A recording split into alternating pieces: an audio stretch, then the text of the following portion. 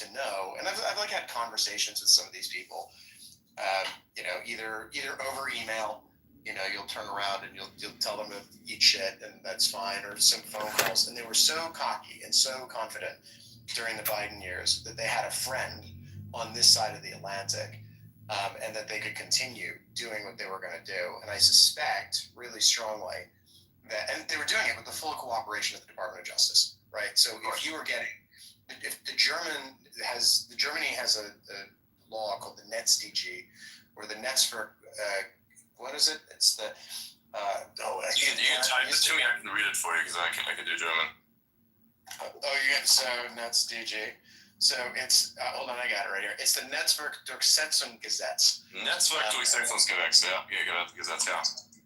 Yeah, so, which is the Network Enforcement Act. And so this bill does a couple things, right? It has provisions of bill law. It was enacted in 2017. It has a bunch of provisions around censoring illegal speech, which of course in Germany means practically anything that the German government doesn't like.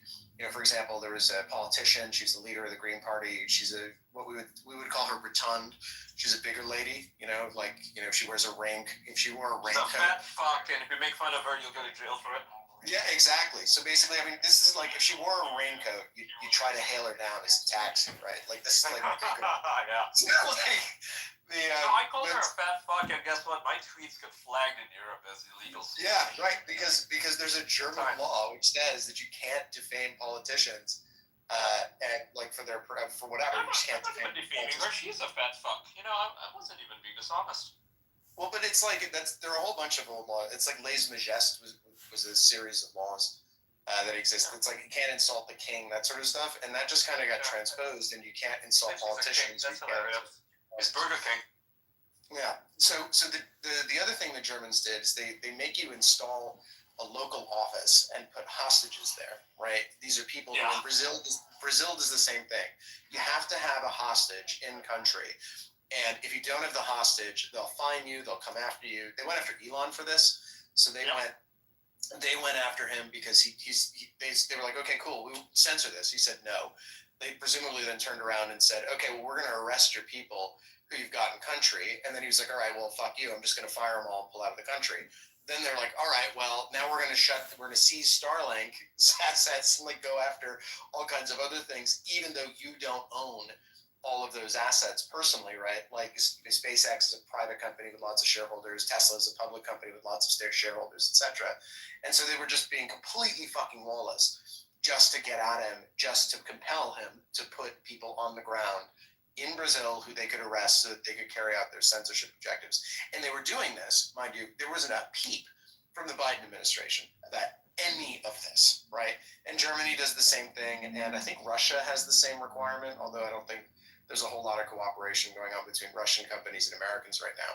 Anyway, so it's a pain in the ass, and I'm so glad that like we finally have a State Department and a Justice Department, because like the NetzDG, they've been trying to enforce that on Americans for years. The Justice Department has been passing on those notices. Like the mainstream media hasn't been reporting this. Practically, I think nobody really knows about this except people on this call. They've been passing on and effectuating NetzDG notices by passing them on and saying, oh, by the way, we're serving you with this notice because the Germans decided that you needed to get served. And that's, firstly, it's not permitted under the treaty, or it's not required, it's not mandated under the treaty between the US and Germany on mutual legal assistance, but the DOJ's been doing it voluntarily. So they're facilitating all of this censorship, and I'm just waiting until we get another one. And as soon as we get another one, it's like, firm letterhead, bang, straight to the Attorney General and Harmeet Dillon. I'm just gonna be like, listen, can you kindly help us get the Germans to knock this shit? I'm glad she's in charge. Finally, someone will listen. Like, no, they wouldn't listen. It was really frustrating. Can we free Roger Ver, please? It's a friend of mine. Roger is a personal hero of mine. I met him exactly. He needs to be freed, and someone needs to tell the people in the Trump campaign that he needs to be freed. There needs to be a campaign for this. He needs to be pardoned, just like Ross Ulbricht is being pardoned, right? I mean, you compare what the two of them did, and it's like, okay, there's no question that Roger needs to be freed before Ross does. And I will say Ross does need to be freed as well. Don't get me wrong. But if you're going to free Ross, you're going to free Roger. it's a pet issue for Trump, right? Because he's turned around and said that he wants to end citizenship-based taxation, right? And that's the problem that Roger had, is that he expatriated from the United States. When he left the U.S., there's an exit tax, right? So you have a deemed disposal of all your assets when you leave. And apparently, the allegation is that his bitcoins, and he had a huge amount of bitcoins at the time, so many. Yeah, he lost them in Mt. Gox, right? And so they claim that he didn't declare all of it, which is just bullshit since there's no way to fucking check. And so they're going after him on some weird technicality. They're like, it's illegal what they're doing to him. I think there's also like a valuation argument that they're making. And part of the problem is he had so many bitcoins and the market was so shallow when he left, which I think was 2013, that if he had dumped all his bitcoins for cash, like he would have crashed the market single-handedly. So you can make a valuation argument there and say, listen, even though, like, if you took 100 bitcoins or 10 million bitcoins or whatever it is, mark to market, the market price times the number of bitcoins I have is N, right? If I had actually attempted to sell all those bitcoins, I would not have realized the full market price, right, in 2013. When That's right. It didn't have value back then. Yeah. Yeah, well, they were worth like, I don't know, $100 after Gox crashed. Yeah, I mean, people were fucking trading this shit for pizzas, for God's sakes, right? And now they want him to pay 2013 prices, which is like, well, no, he doesn't have that much money. Nobody does, right? It's insane. And I mean, they wanted him out of the U.S. anyway, and now they're fucking him for it. It's like, oh, guys, what the fuck?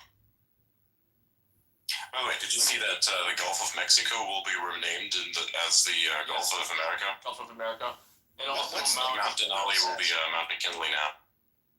Again, Mount McKinley again. That's what it was originally called until Obama decided that he was going to virtue signal and call it Mount Denali. No one knows who Denali is. Who is Denali? Do I know a Denali? I don't know who the fuck Denali is. Why is it named after Mount whoever? Like, doesn't make sense. That's a good question. Who's Denali? President? I don't know. Nobody knows. This is a fucking weird name. Like, it's like basically saying fuck white people. Let's just rename something to something else. I think that's what he did. Who is Mount Denali? Well, apparently the locals referred to it as Denali, which is fair enough. Well, the locals lost, so I don't see why they get to name things. Well, they're American. Wow. Yeah. That's true. They lost. Like, you don't call it America by, you don't call it America by whatever silly name the natives had. It's America. I mean, I think you can do. So I'm from Connecticut, where everything is named after, including the state, is named after what the natives called it.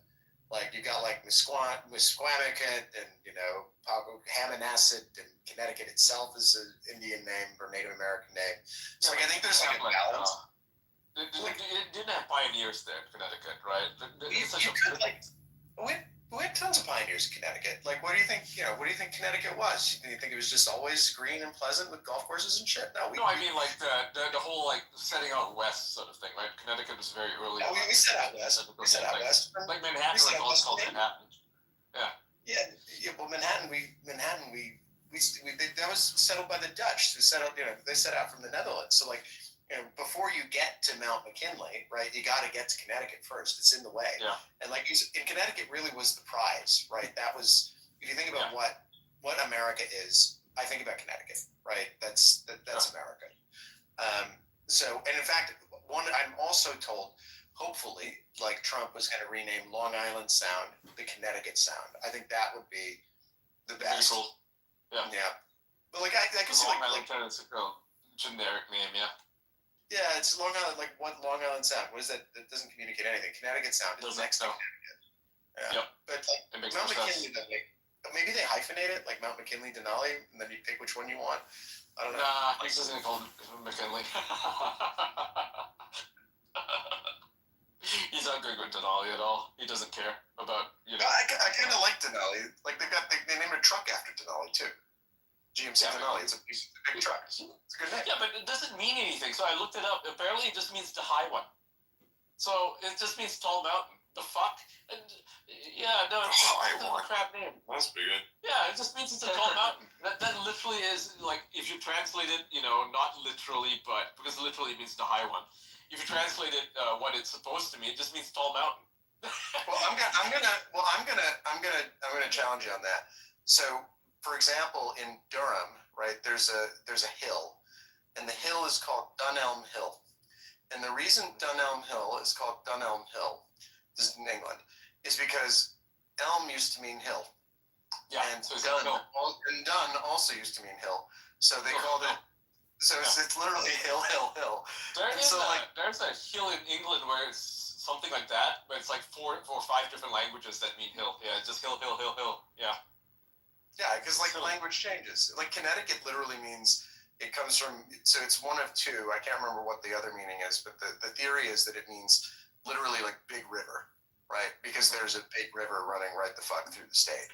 And so it was called like the Big River, and so Connecticut is now the Connecticut River. They rolled with it. So I don't know. I don't have such a problem with that.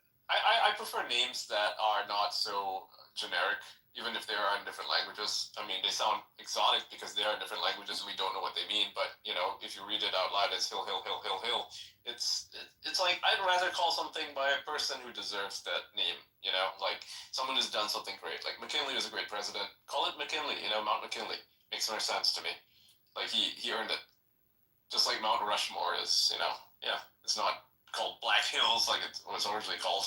The main difference between the okay, what's Black Hills process and actually mean? Nubia's 24-hour Process process is that with Nubia you are getting your permanent set of teeth. They did the same thing in Australia. There's a big rock which is called Ayers Rock, which is it's the largest. I think it's the largest megalith in the world. It's the largest like single rock structure in existence. And then the locals had a problem with it because apparently it was one of their gods, and it's called Ububu. And so then they said, okay, well, now nobody can climb it anymore. Is going to be signing, and Chris Wright is They're not allowed to go there. So they wrecked that experience. So like, it's this massive structure, and no one can access it because Yeah, it sounds beautiful. Yeah, and they are they're doing this thing where they are reappropriating all of the land that was conquered from them. Not that they really did anything to it or for it, because they were not even agrarian. And they're just saying, oh, you can't do this, you can't do this, you can't do this, you can't do this, and it's really impeding Australian development. It's insane. It's fucking insane that the Australian government just sort of goes through with it. And it's not even, like, to my understanding, right, it's not even the majority of Aboriginal people who want this because they benefit from the jobs, right? They want the jobs. It's activists who want this. It's the Green Party lunatics and the very few Aboriginal activists who are calling for stuff that literally nobody else wants, and the government just capitulates to it. Nicholas Taleb, Nassim Taleb has a great essay on this called "The Most Intolerant Wins" or "The Most Intolerant Minority Wins," and basically, like the hack, and this is something that the wokes were masters of. They just would be the squeakiest wheel on one really narrow issue, right? And it just made a lot more sense for someone to cave on that one issue and hope that they went away than to turn around and stand up principle and say, you know what, actually, no, sorry, like I have a belief system and I'm not going to cooperate with this. You need to be more intolerant to them. Well, you need to be like intolerance of what? Like if the question is, am I going to be intolerant of insanity? Like, yes, absolutely. I'm going to be intolerant of things that make no sense and like are irrational and unscientific and have no basis in reality. So we didn't really have there was no ideology that existed, and arguably I think there probably still isn't, that was able to sort of say, hold on a second, we've got a core set of beliefs here, because like religion has been eviscerated, you know, like Chris Hitchens and Dawkins, like we're basically kicking the dead horse all through the 2000s, being like, oh, you know, Roman Catholicism is so evil and so bad, and like Catholicism was like as a and they replaced it with secular religion. Yeah, they replaced it with secular religion, which immediately got hacked, right? Yeah, by right. woke leftism, atheism plus. And now, I mean, look at Dawkins. He is anti-woke now, right? He realizes, oh fuck, oh shit, right? That is his realization. And I mean, I'm glad he's part of our team now. But my God, man, like they took over. They are so intolerant to the point where they say, you know, the arguments they make are always arguments with like suicidal empathy, right? They force you to become suicidal in your empathy. in that they say, "Oh, why is it so hard for you to just let men into women's bathrooms? I mean, it doesn't hurt anybody, you know. I mean, you want to see people cry, you know, like it's just that fucking bullshit argument. If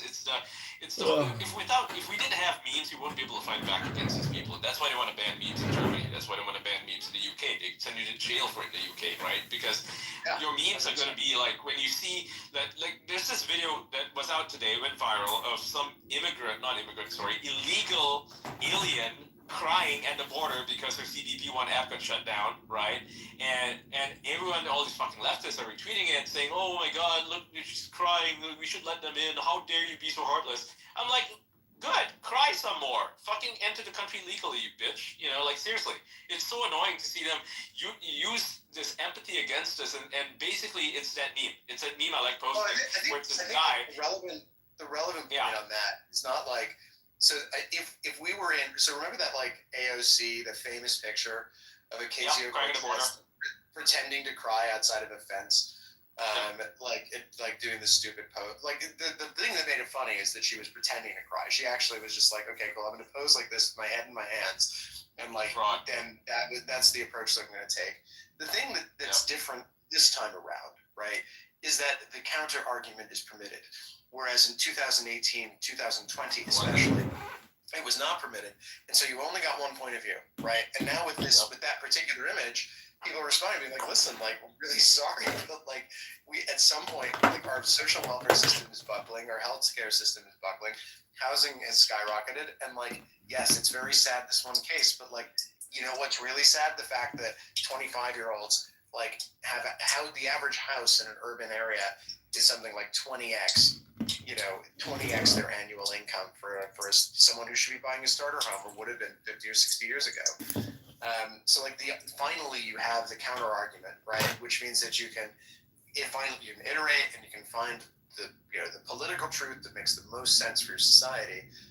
Whereas before it was just like, no, the ruling class says this is the way things go, and we're going to jawbone the shit out of Facebook, and we're going to jawbone Twitter, and we've all forgotten the Twitter files that were released, where you have all of these emails. I can't even remember the guy's name. He was the head of trust and safety under, oh my God, what's her name? Jeez, it's so amazing. You just forget. Yoel Roth. So Yoel I will never forget this guy's name. I will never forget this guy's name. But they're so forgettable. They're so forgettable. They were like rock stars. It's a gear. It's a cog in a machine. Yeah. But remember, they were rock stars. They would get invites to panels. They were invited on television. They still do it. Yeah. Now, Vijaya hasn't appeared anywhere in years, and Yoel hasn't appeared anywhere in years either. He cried a little bit because people yelled at him online, and then basically, I don't think he's heard anything in 2 years. They decided, oh well, we're gonna disappear now. Yoel Roth is insane. He's caused so much damage that I think even to this day, when they were trying to reconcile all the accounts that were being unbanned, I think you'd even find still in places, messages from that guy like, oh hey, this is the reason why that account got banned. You can't tell if it's legit or if it's just made up. And most of the time, stuff is just done willy nilly because who's gonna check him? No. Yeah. Well, who watches The Watchmen? And like, That's the problem. But Vijaya, I don't know if Vijaya, how involved she was in the day to day. I suspect she was mostly out to lunch. I don't think she was. Jack was out to lunch. And then you had these committees people who were like, it was awesome when Elon took over, and you're looking up like who gets fired, and they had like a human rights group focused on South Sudan, staffed with like 10 Georgetown masters and 3 PhDs who are like sitting there and their sole job is to make sure that the Patani people of South Burma and their resistance. So every little potential fringe issue or wedge issue that was capable of discussion had its own team, which was dedicated to deciding which points of view were going to be permitted and which ones weren't. And then you look at a company like Gab, which is like run by 3 people, and there's whatever, if it's illegal, and we find out about it, we'll get rid of it. And like you look at the 2 operating models, and you're just like, how did Twitter ever function and get anything done? Gab itself ran quite well for quite a long period of time, but at the moment it's kind of fallen in many ways. to be quite honest. So, Torba's an old internet buddy of mine. You just have to be honest with the product, man. Like, if that product improves, fucking great, obviously, because then more people are going to go for it. But, I mean, my issue with Torba is that he pushes his ideology too hard. Yeah, like, don't blanket IP ban all the fucking Israelis and the Indians. I mean, come on, man. Have a little free speech absolutism. Well, the reason they did that, like, I actually know why they did that. They did that because it was just spam bots. So basically, they're like, listen, like, if we weren't getting so much spam from these places, like, we would lift the IP ban. But it doesn't make any sense for them to, like, and like, yes, I suspect that people get outraged about it, and I think Andrew plays off the controversy a bit because, like, that's just how he rolls. But, like, literally the reason they were doing it is because it was just a question of spam, and because the people in Israel and people in India, for whatever reason, decided they didn't like this website, and so they were getting a ton of spam inbound from those IPs. So, like, it's not a great look, but, like, there was a business purpose to it. I could probably still lift it and see what happens. And look, I mean, algorithms these days are very good at one particular thing, that is sorting, so I'd imagine I'm gonna shoot Jordan a DM, see if he'll do it. Dude, if he fucking does that after this suggestion, oh my god. Yeah, I'll ask him right now, hold on. Let me ask him. I'll just type it up. Elon, no. No.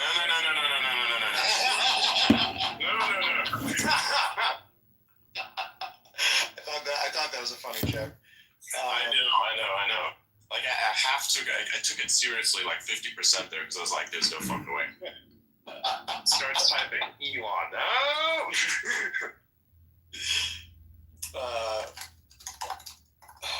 Let's see. Cool. Yeah, I DM'd it. Wow. I thought that was a funny joke. Sorry. I know. It's actually hilarious. Yeah.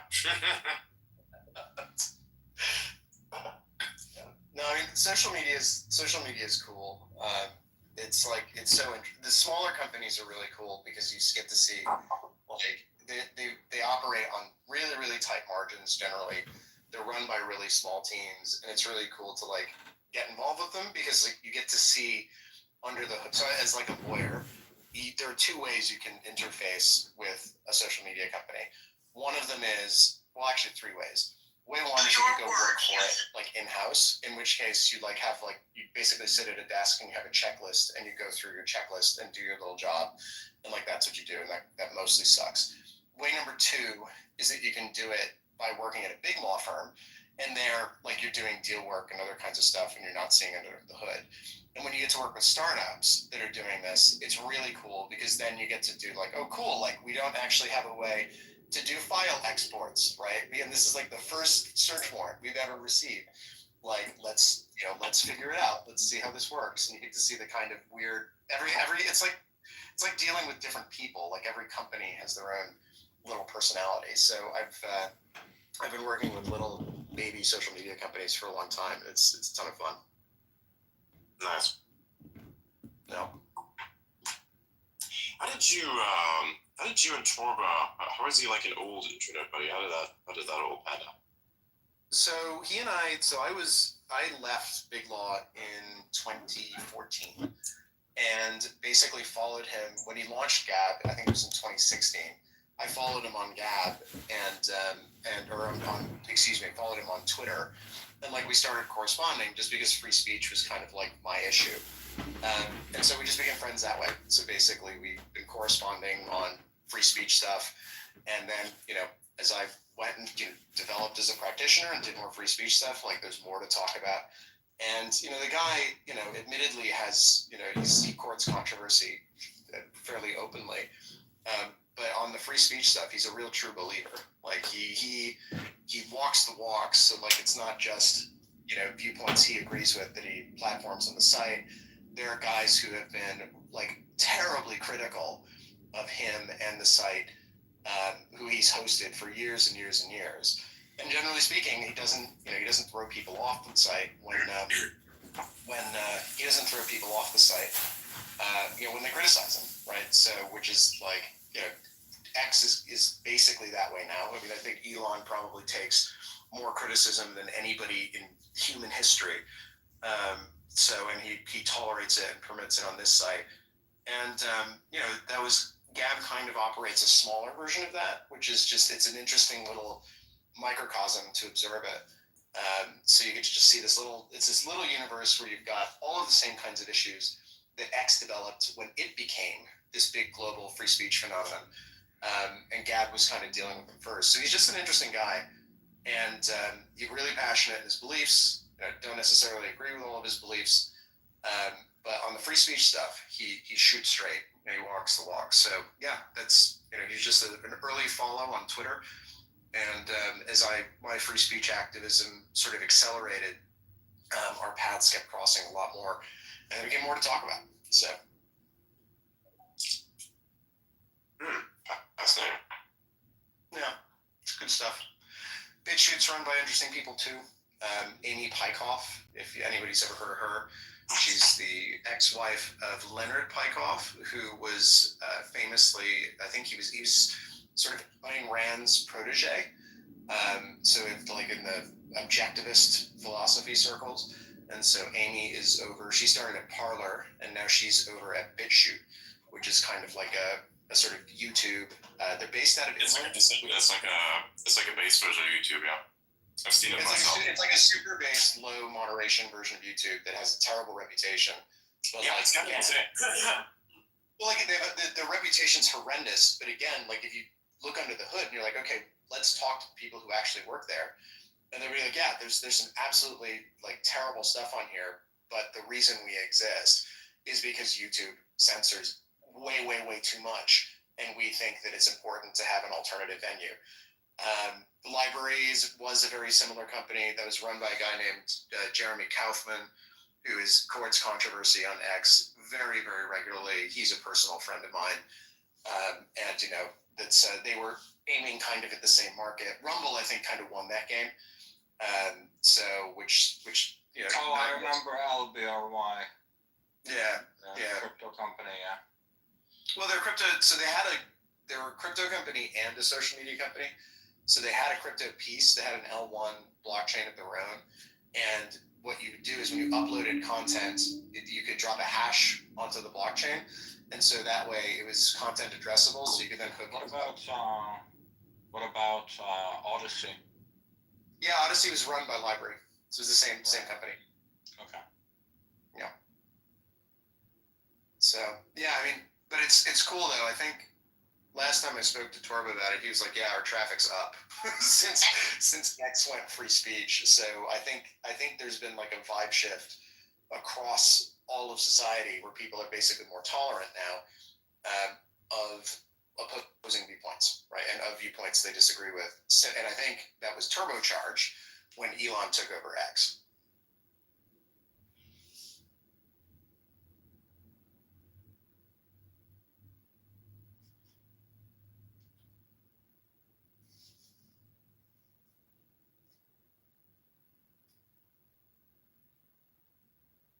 And I think it's going to be more turbocharged now that we've seen Trump. I mean, it's going to be super interesting to see what happens with YouTube, Google, Apple, which are kind of like the last bastions of like the censorship stuff. Because like obviously Zuckerberg capitulated completely. I think probably for business reasons and ideological ones. And like Apple still is quite censorial. I think they still have a policy where if you post Pepe the Frog, you get banned if you post an app Pepe in the App Store. I'm gonna try. I can look it up now. See if there's like a Pepe in the App Store. Take a look. Yeah, Apple, as far as I understand it, Apple was like the absolute most restrictive on free speech, actually. Yeah. Something really dumb. You can't talk about Gamergate on 4chan. It'll ban you for it. Okay. I think why? What happened was that if an app allowed free speech on their platform, Apple would ban them from the App Store. Something like that. But no, as far as that's absolutely correct. Apple would do it. Mozilla did it, I think. They had like a web extension sort of store that they did, and Google Play Store was it. So they would, if you allowed free speech, there was one. There is like Yeah, but it's not as bad. It's not as bad on Android because you can just download the APK. Right. So sideload it. So there, in terms of like ridiculous stories from the free speech web's history, Gab, I think it was in 2019, maybe it was 2020. They decided that they were going to move. So their back end back in the day was just like absolutely horrific. It was a total piece of crap. It didn't work very well. So they moved over to Mastodon, and which I mean, for those, I assume everyone knows what Mastodon is. If you don't know what Mastodon is, Mastodon is, well, it's certain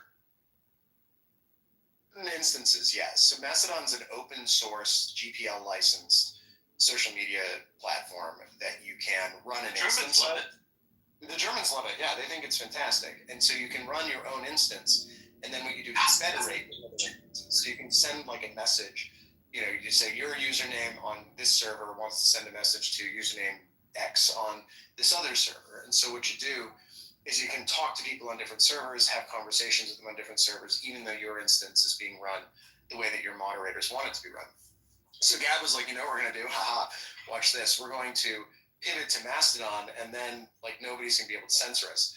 And then the App Store was getting to the point where like new Mastodon clients were cropping up, and if they didn't automatically ban Gab if they didn't automatically ban Gab as like part of, if it wasn't hard coded into the app, they stopped letting them through because they wanted to censor the company so hard.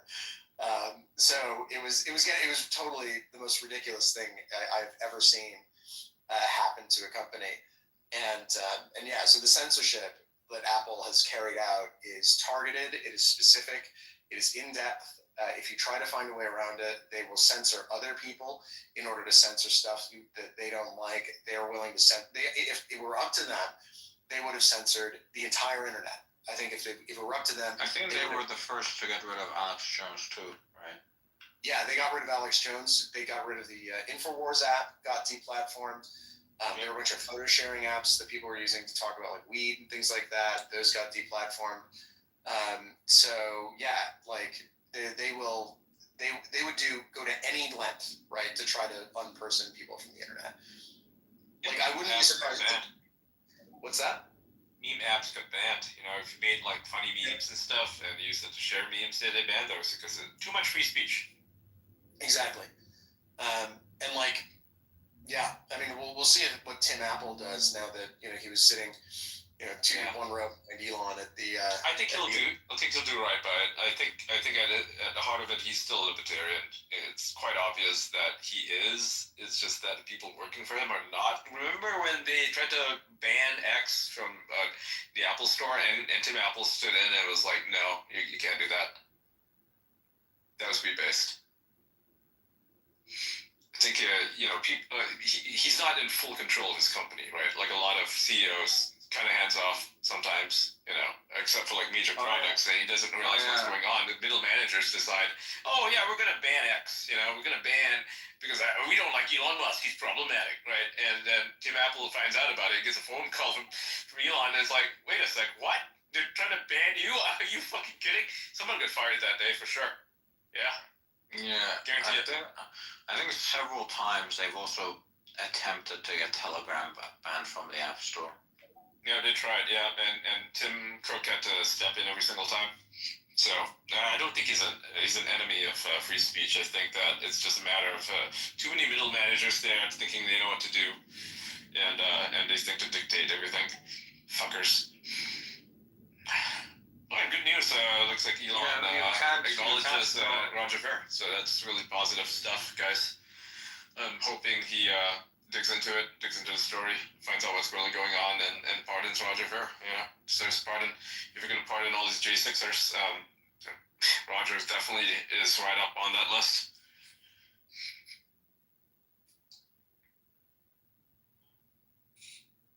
Oh, as for the question Adrian asked earlier, Why did 4chan ban Gamergate? Well, because Moot, the guy who created 4chan, his girlfriend at the time, I don't know if they're still dating, she's a huge feminist and super close friends with a lot of journalists, and they did not like the fact that women were being targeted by gamers. So they had to ban Gamergate from being conversed on 4chan, a website where Nazis openly talk about wanting to kill Jews. Very interesting. You have to understand that 4chan is run by like this Japanese guy. And this Japanese guy has done like everything in his power to preserve free speech on the website. Because I This think is before. This is before the Japanese guy ran it. This is when Moot, the white guy who created it, right. that's when he ran it. I don't know if he's in charge anymore. Yeah, no, he's not.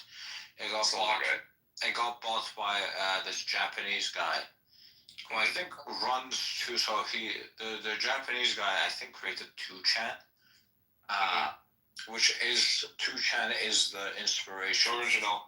Yeah, and 2chan is the inspiration for 4chan. And it's so that guy, that guy is now the owner of 4chan. Interesting. And is he doing anything with it? He's just trying to preserve free speech on the platform. On 4chan, but I assume it's very difficult. He's owned it since 2015. Yeah. This happened way before this new guy took over. This was in 2013, 2014, so yeah, it would have been before. It's really incestuous, the industries, journalism, video games, media, entertainment media, like real journalism, quote unquote. Everybody knows everyone. It's wild. I mean, I know these people, so I don't really have to do digging, but, I know them personally. But if you're interested, go look at the Flickr accounts and the Instagram accounts of the people that you probably really hate in journalism or are in the games media or entertainment media in general, like even Hollywood, these types, the really woke ones. Go look at their Instagram pages and look at the parts where they're partying with other people. Go look at the people in the background. You'll probably recognize a lot of faces there. They all know each other. It's very incestuous. I think in any field, like no matter what it is, there are really only 50 to 100 people that matter. It's the weirdest, and that applies in virtually like anything. So in like certain law practices, except for stuff like, I suppose even with the stuff like divorce and family law, like if you're like, okay, who are the leading practitioners worldwide, right? It's like, okay, well, there may be 20 to 50, right? Who are the leading securitization lawyers worldwide? Okay, well, 20 to 50. Who are the leading people in social media law or various other things? It's like, okay, maybe there are 30, like who really matter. And like it's weird because every little field has this little cluster of people in it who really know their shit and like really care about it, and it's all they do. And they're not really that well known, right? In any particular thing. So like the CEOs of all the social media companies are well known, but like the weird gnomes who are down there like in the engines, like keeping everything running and making it all work, aren't necessarily all known. It's a weird, and like every time like I look at a field of human endeavor, the question is always like, okay, who are the 20 people who fucking really know this stuff exceedingly well? And I think that's true. Yeah, and you conglomerate to get together with each other, right? And so you have someone like Anita Sarkeesian, who is that feminist frequency woman who basically ruined video games, if you want to, give her credit for that. Partying together with, some Hollywood people, the people who injected, what Joss Whedon, right? Partying with him, and a bunch of authors, like sci-fi authors, who did in their own fields injected wokeness into like the Nebula Awards or the Arthur C. Clarke Awards. It's just, it's this whole slate of people, it's very incestuous, right? And it's all these ringleader types who they know each other because the whole goal is the long march through the institutions. They all work together. They all participate in this project, this grand project. I mean, I was part of it. I was part of this whole group that they had. If I lived in America, I'd be part of this. Anita Sarkeesian woman was several times it came out that she clearly had not played the game that she was criticizing in their videos. Yeah, she even gave a speech at GDC in 2015 where she said that she barely plays these games. She watches her friend play it, right? One of her business partners plays it. It's a trans person, former game journalist at GameSpot. Forget that person's name. Don't care. But Anita would watch these games, and she bragged to the audience. She said that video games to her don't really matter as like an artistic thing. It's more of it serves as a vehicle for feminism, right? Feminism is her word for wokeness. Nowadays, you would hear say critical race theory or DEI or something, but feminism was what DEI is today, right? So in 2015, she used it as a vehicle for feminism, and it worked because every single major video game studio, whether it's the guys who develop Halo or the guys who make Mass Effect and Baldur's Gate, maybe not Baldur's Gate, but like Mass Effect and Destiny, right? The Bungie. They all hired her as a consultant, and she would go there. She would look at their game, look at the story, and she would have a whole team with her. So it's not just her alone. And they would decide to, remake the game in a way that promotes feminism. So they would look at the game and say, where's the main character? Why is the main character not a black female woman? We need more representation. She would basically give a seminar like 3 hours long and say that it's necessary or important to have quotas, right, of minority characters, to have minority representation. That's the reason why a lot of video games coming out now, which were like, the development probably began back in 2015 or 2017 or whatever. Now it's all like the main characters are all female, strong female heroes who have really manly looks. They're not feminine at all because you don't want to, like she's a very sex negative feminist. So there is a certain kind of feminist where, they're sex positive. They're more like the OnlyFans is cool and empowering stuff. She's not that. She's old school. She's all about, having sex negativity because she believes that having sexy characters is, pandering to the male gaze and objectifying women. It's the whole princess peaches in another castle. So that's why they're making characters ugly. Well, you can do the strong, but like the strong and like not hypersexualized female lead. Like look at Ellen Ripley, right? Like that was perfect. The problem isn't that you have the female lead or that it's a strong female lead. It's that it's an implausible female lead because the whole thing is just like dripping with politics that you can't escape. And it was also ugly. So, like, it was also has to be ugly. Man job. Maybe I don't know that. Maybe that's 100%. Like fucking Sweet Baby Incorporated, which is kind of like a spawn of Anita's Akis. It's not hers, but it's I know all the people working there. Let's just say I used to work with them. They were game journalists.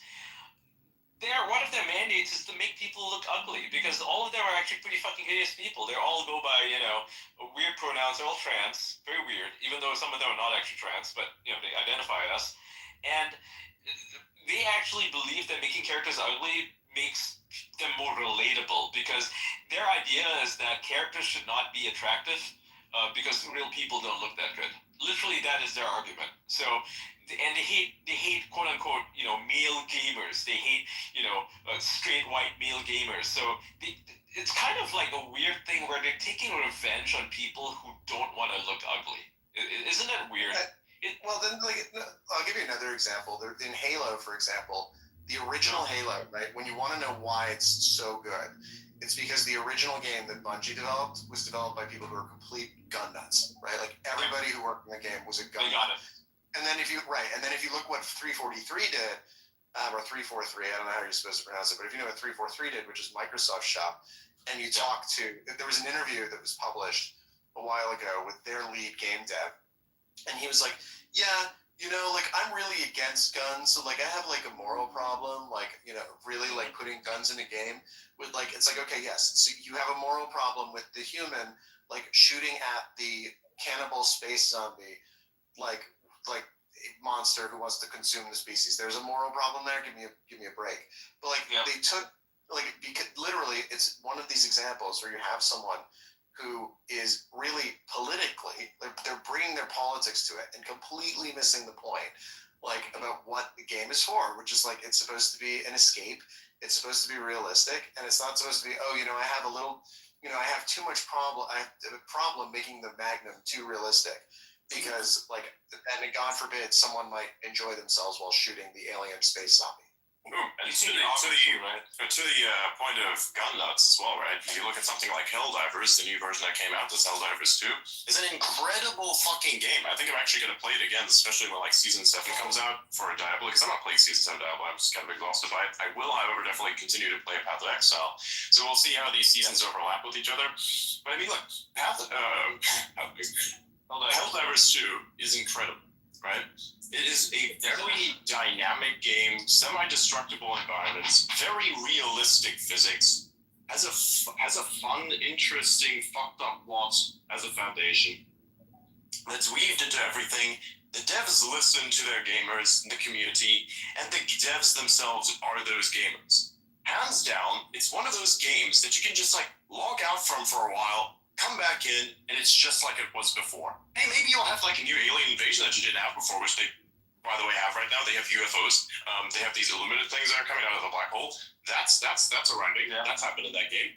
Space So now you have to deal with like big laser spider fucking things, which is basically War of the Worlds 2005 War of the Worlds, but like that's what you're going to be playing against in the game. Just a little bit shorter, but a lot of lasers. Like the lasers are there and they're going to do just as much damage, probably even more. Now, this shit is fucking amazing, right? Yeah, the new zombies. It's actually useful now. It's so good. It's really fucking good. It's an amazing game. They even added very interesting mechanics into it. Like, say, for instance, if you take your laser weapon and you take it down to a planet that's cold, it actually functions very well there. If you take it to a planet that's hot, then it functions poorly. Now, if you take a gun, just normal gun, with the mechanics as we all know guns to be, if they have oil in there and various other things so that the mechanics work properly, if you take it down to a cold planet, then the gun starts to jam a lot more because the oil itself starts to gunk up, right? You take it to a hot planet, everything works fine. Isn't that fantastic? Like, it's such a big fucking physics. It's like, whoa, you know? That game is amazing fun to play. It's completely fucking degenerate. You have got nothing to do there except blow up bots and bugs and aliens. Like, it's so cool. You know the night-day cycle is real, by the way? The day and night cycle is actually real. How cool is that? Like, in Helldivers 2. It is actually real, and the moons that orbit around the planet, they actually do orbit around the planet. If you actually pay attention to when you're looking at it from space and when you're on the planet and you're looking above and there's the moon flying above you, that's real. The lighting, too. Dude, just forgot the lighting. Every aspect of that game is breathtaking. Yeah. I literally couldn't play the game for a little bit sometimes while I was doing a mission because you have this amazing lighting effects. I'm just standing there like, hang on a second, let me just look at this for a second. Just let me just enjoy this. Hang on. You know, before you blow this thing up and pulls the massive invasion to start, can I just like look at this for a second? It looks so nice. Even like the one planet, you know, Wise River, the stormy planet that we had to visit where you couldn't see shit that's in front of you? Yeah. That one. Yeah. So much. Oh my god, the ray tracing, they did it so fucking well, man. You got the realistic shadows, you couldn't see shit, it felt like you actually slowed down. You felt really immersed into the video game. And the lore is great, it's fucking space fascist, it's fantastic, you know? Like, it's trolling you for playing the game. That's wonderful. Yeah, there's And the community is natural actually things going on. There's blizzards, you know, there's different types of storms that's going on. Yeah, it's pretty cool. It's very awesome. The alien They had amazing. the golden opportunity of doing something very much so similar. You know, they could have learned from the mistakes that they made. You know, with Combat Evolved, they could have applied that and actually turned it into something really good. What did they do? They created something where the graphics are fully fucking optimized. The water physics don't exist. The gun mechanics are disgusting. And even if you wanted to like play it back, the physics of the older games are superior than the physics of the modern games. Yeah, Halo 2 is by far the best of the series. And like that was what, 20 or 25 years ago when they came out with Halo 2? Yeah. 25 years old. Wow, holy shit, I feel old. Yeah, Halo, if you want to really feel old, I think Halo came out on PC. I want to say it came out in what, like 2000, 99? Like, so. Yeah. Didn't it come out on Xbox first? Or?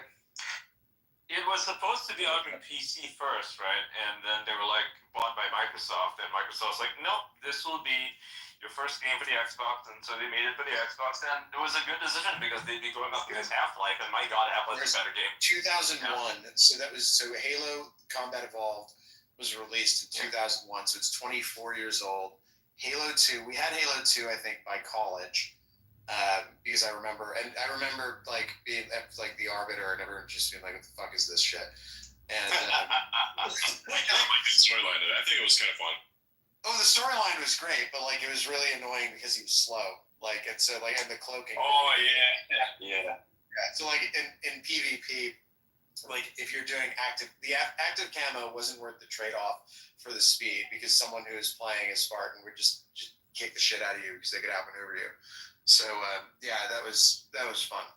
Great game. Yeah.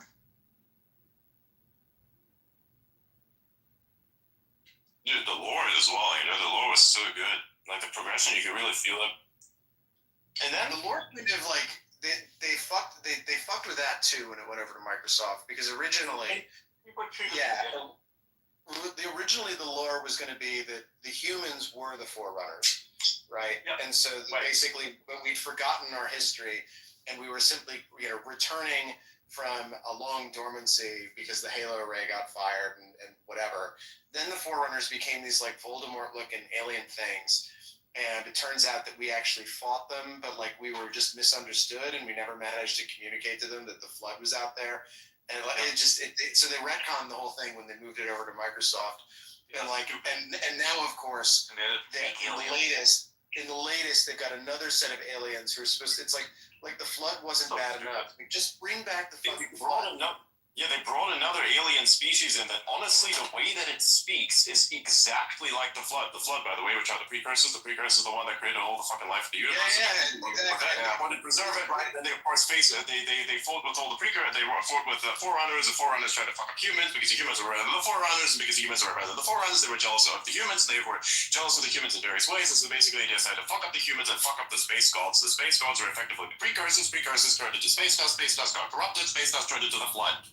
Right, makes sense? Because their whole thing was, hey, we gotta preserve life. So what they said, okay, so it didn't work this way. Cool, let's become corrupted space dust, turn it into a gigantic fucking virus, and absorb everything to one gigantic biological mass. That's the flood rate. That's just basically the precursors.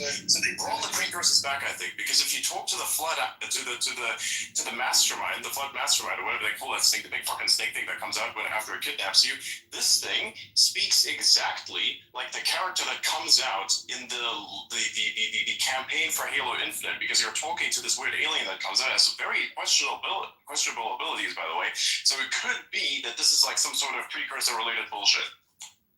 Yeah, so the Gravemind and that alien both. So there's a line. Gravemind, that's what's called, right? Where they're both speaking in iambic heptameter. So like they think that maybe there's a connection between them. But the interesting thing is that the space dust is a good observation. But so basically, these aliens are like, oh, we're gonna flee the galaxy because like we don't like the galaxy even though we created all life, and then they fall asleep for a long time and they accidentally turn into dust, and then apparently the humans discover the dust and they're like, we don't know what this dust is. You know what we're gonna do? We're gonna feed this to our poodles, and so they like feed them to their pets that are these little fluffy things that look like poodles, and then the pets like start having mutations and killing each other. And like then they realize it's too late, and then basically the poodles turn into the flood and then wipe out the human species. It's an interesting backstory for sure. What I like about Bungie, the original Bungie, not the new Bungie, is their storytelling capability. I don't know if you've played their games before Halo. I never played Marathon, but I hear it's pretty good. I played Myth, The Fallen Lords, and it was kind of Lord of the Rings-ish, super dark, not like Lord of the Rings, which is not so dark. It's just like phenomenal writing, right? And that game was like super early back in the days of RTS. It wasn't very graphically intense or anything like that, but the storytelling really carried it. They didn't even have music, except in the end of the mission scene, and then you read about what's going on. But you feel so engrossed in what they're telling you because they have this whole mythology behind all of the characters, all of the things that are happening in the world. The world building is just phenomenal. Like there's nothing else like it, except for maybe like Fallout or like Elder Scrolls or something. But that's the level of storytelling that they were capable of, right? And I think we saw this with the original Destiny, the first one, before it got all stupid. And then they got woke, and then they fired Marty. He's running for, he's a composer. He did the music for Halo, right? He's pro-Trump. He's pro-Trump, yeah, exactly, yeah. They fired him because he was pro-Trump. How insane is that, right? They fired this guy. They did the same thing to Brendan. I mean, they did the same thing. Mozilla fired fucking Brendan. Yeah. Like, for no reason except that he donated to like some California proposition on the. And they did it to Palmer Luckey, and now look where Palmer Luckey is. You know, I fucking love Palmer Luckey. I think that guy. I love how he shits all over Jason Calacanis like at every opportunity he gets. Yeah. Like Jason just walks into it. So like he'll be like, "Hey, Palmer, like we're gonna invite you to our besties conference, and like you can give a talk," and then he just sits there and just like shits on me. It's like this is all the stuff that Jason said about me over the years. The other thing is like I like the 80s kind of vaporwave aesthetic that he's bringing. He was doing that before it was cool. Before it was cool, he was doing it, right? He's like a hipster in that sense. Like it wasn't cool to be vaporwave or synthwave, but he was doing it long before anybody else. Respect him for that. And he created his own console, like a handheld console, that plays what is it, Nintendo games, right? And it's amazing. It's like this guy is like, when he does something, when he creates something, he puts his fucking heart and soul into it. It's not just some knockoff or it just plays old games. No, it's like it plays old games and it does it better. Holy shit. It's better than it's very like Tony Stark in terms of the kind of stuff that he does. Like even more so. He was the guy who created Oculus, right? So at the end of the day, you gotta imagine that guy's fucking great. Yeah, he invented VR. Yeah. A lot of people will claim that they invented VR because they worked on some bullshit in the 90s or something. They didn't invent VR. No one uses that technology. He made VR in his fucking garage, right? And he made it work. And every single VR headset that you're using now, whether it's Apple's or, obviously the Oculus Rift, which he made, every single one of them, Valve's, Huawei, whatever, it's all based on his stuff, his white papers. Like he made it. He designed VR as we know it today, and we'll be using this stuff 20 years from now. It's going to be way better, and it's going to be based on his principles. Like the guy's a genius. I also like that he's kind of like I like his approach to defense contracting, and I'm sure. Yeah, he's like I'm sure that I hope to God, and I'm sure that the Trump administration is talking to him, given who's advising. I think they are. He already got the contract. They must be. But they got the contract, yeah. Yeah, and like it's just so dope that they're like, okay, cool, we can automate this stuff, and we can just mass produce. He gets the core thing about weapons, which is like. Well, it's you win the war, right? If you are most efficient about like cost per unit of target destruction, right? That's what matters. Cost the Russians get it. The Russians fucking get it. So why don't the Americans? Americans like, oh, let's build an F-35. Let's not build an F-35. Let's build drones instead. Way more effective. Oh well, let's build both. Like, why not? Like let's build it all. F-35s are kind of crap. They're not useful. And they're rather fast. I mean, they have that. Yeah, they are, but you can do the job with an F-18. Like the job that they are supposed to cover, an F-18 can do it pretty well, and they're pretty relatively cheap. So I don't see the point in F-35s. Honestly, I think that whole program should be scrapped. Save $1 trillion. I just think there's robot factories building robot weapons. I think the future, right? Sorry to interrupt, but I think the future is not going to be these hyper expensive airplanes that don't really serve a purpose. I think that it's all going to be mass production, and it's going to be in the hands of private industry, not your Lockheed Martins, which is just establishment industries at this point. Them and the DoD are kind of inseparable, right? They are getting contracts because they're buddies there. That's literally the only reason, not because they make good products. It's something like Anduril comes along, shakes everything up, disrupts the environment.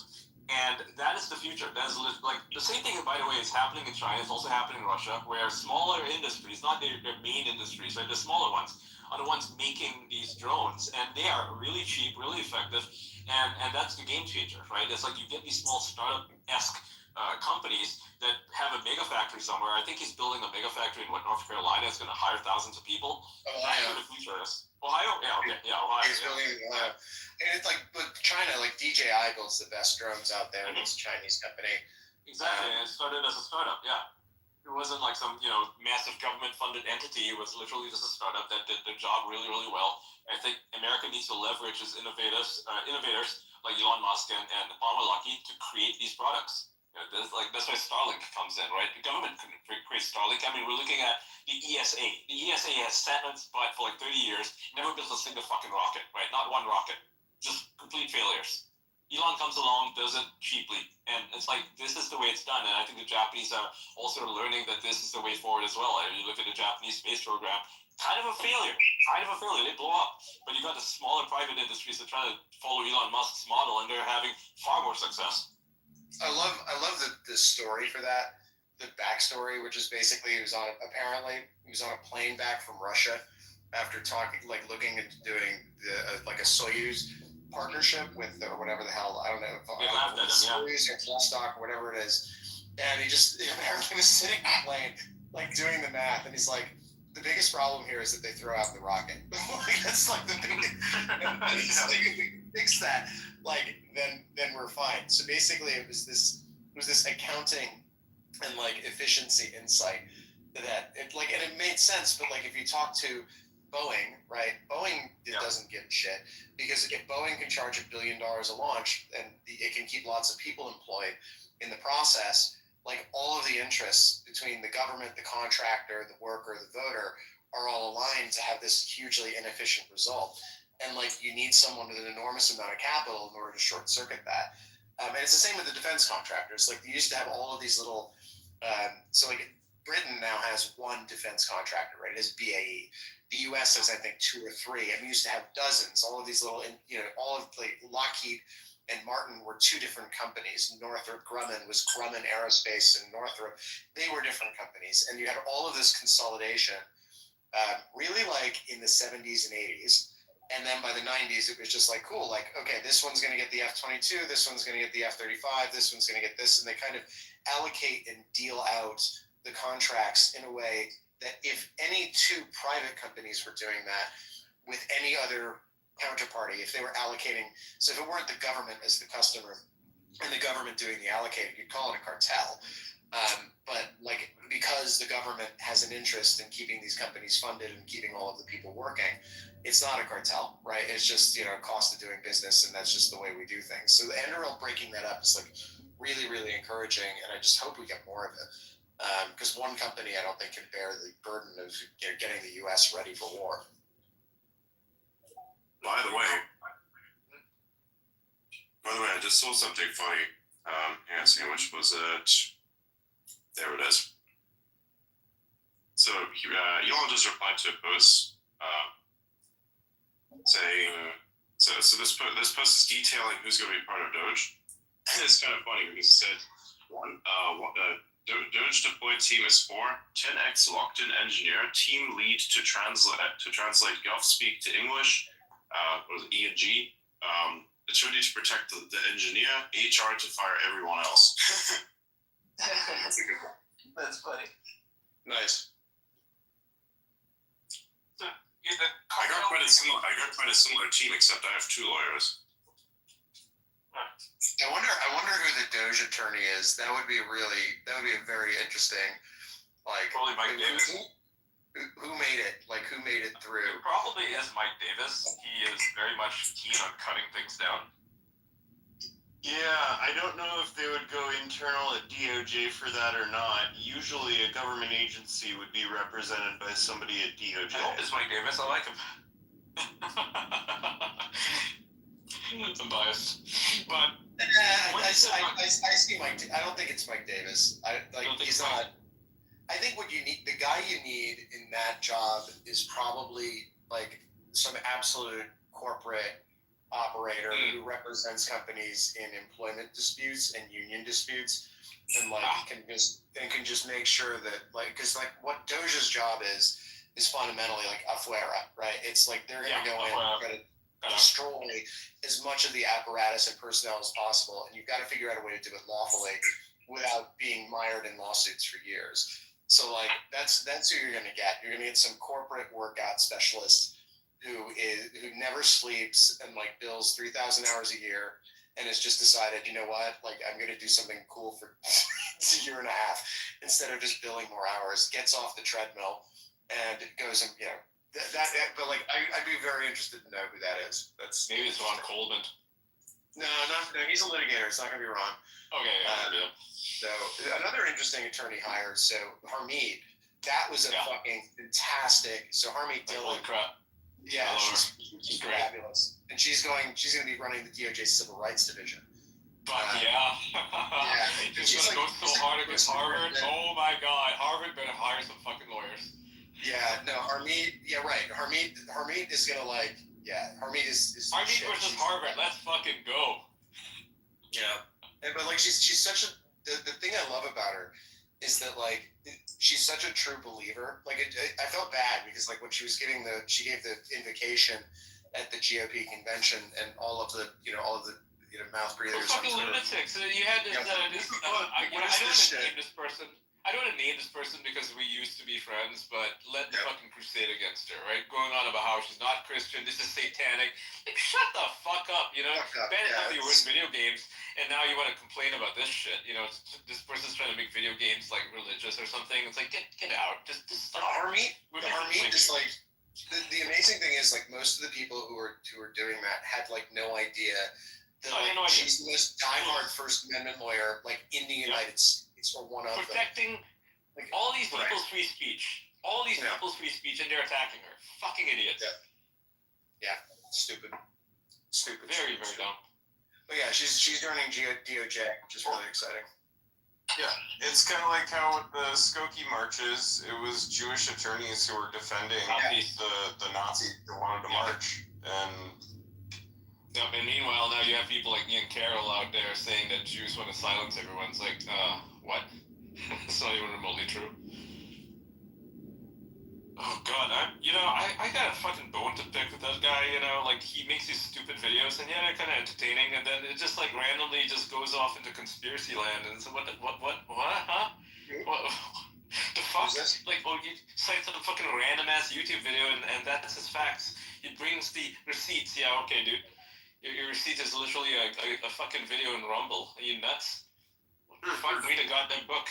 Jesus Christ. Candace Owens is kind of going off the deep end too. That's 100%.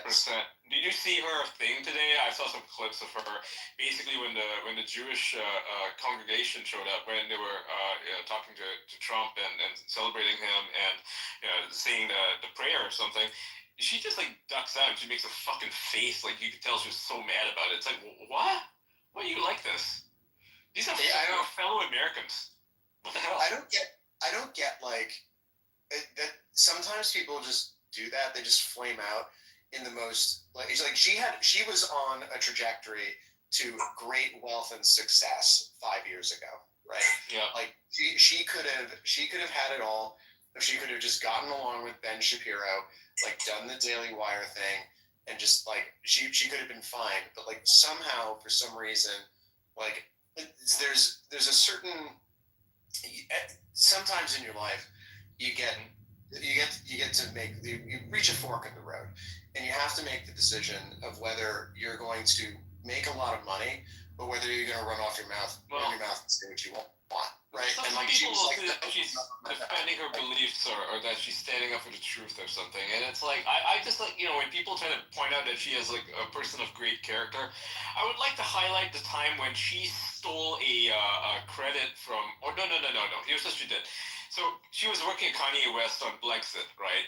And she decided that she was going to have somebody design a T-shirt and then claim that Kanye designed the T-shirt for her. And so he got really fucking mad. He's like, I didn't design this fucking shirt. Stop using my name. Get my name out of your mouth, right? So I don't like Kanye very much. I think he's nuts. And she could make a shit ton of money from it. That alone was like, okay, this woman has no fucking character, right? She's literally stealing from Kanye West, stealing his name, stealing his reputation, so she can sell a T-shirt. That is disgusting. So when people say, oh, she's a person of great character, she stood up to the Jews because she doesn't want to be controlled by them, it's like, well, what character did she have when she stole a fucking shirt from Kanye? What the hell is that? Right? You got to wonder, like, so you look at that particular period of Kanye's life, he was associated with, I think it was Candace, and then it was Fuentes, and then it was Milo Yiannopoulos.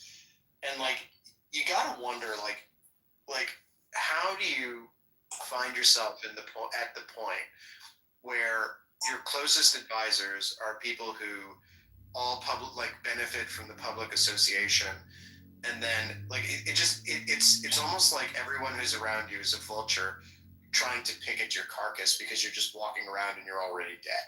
Like that's kind of what Kanye was at that point, right? Like nobody was able to save him. He was a sinking ship, and so then all of a sudden, this like pack of wolves just descended on him. Ali Alexander was there for all of it. What's that?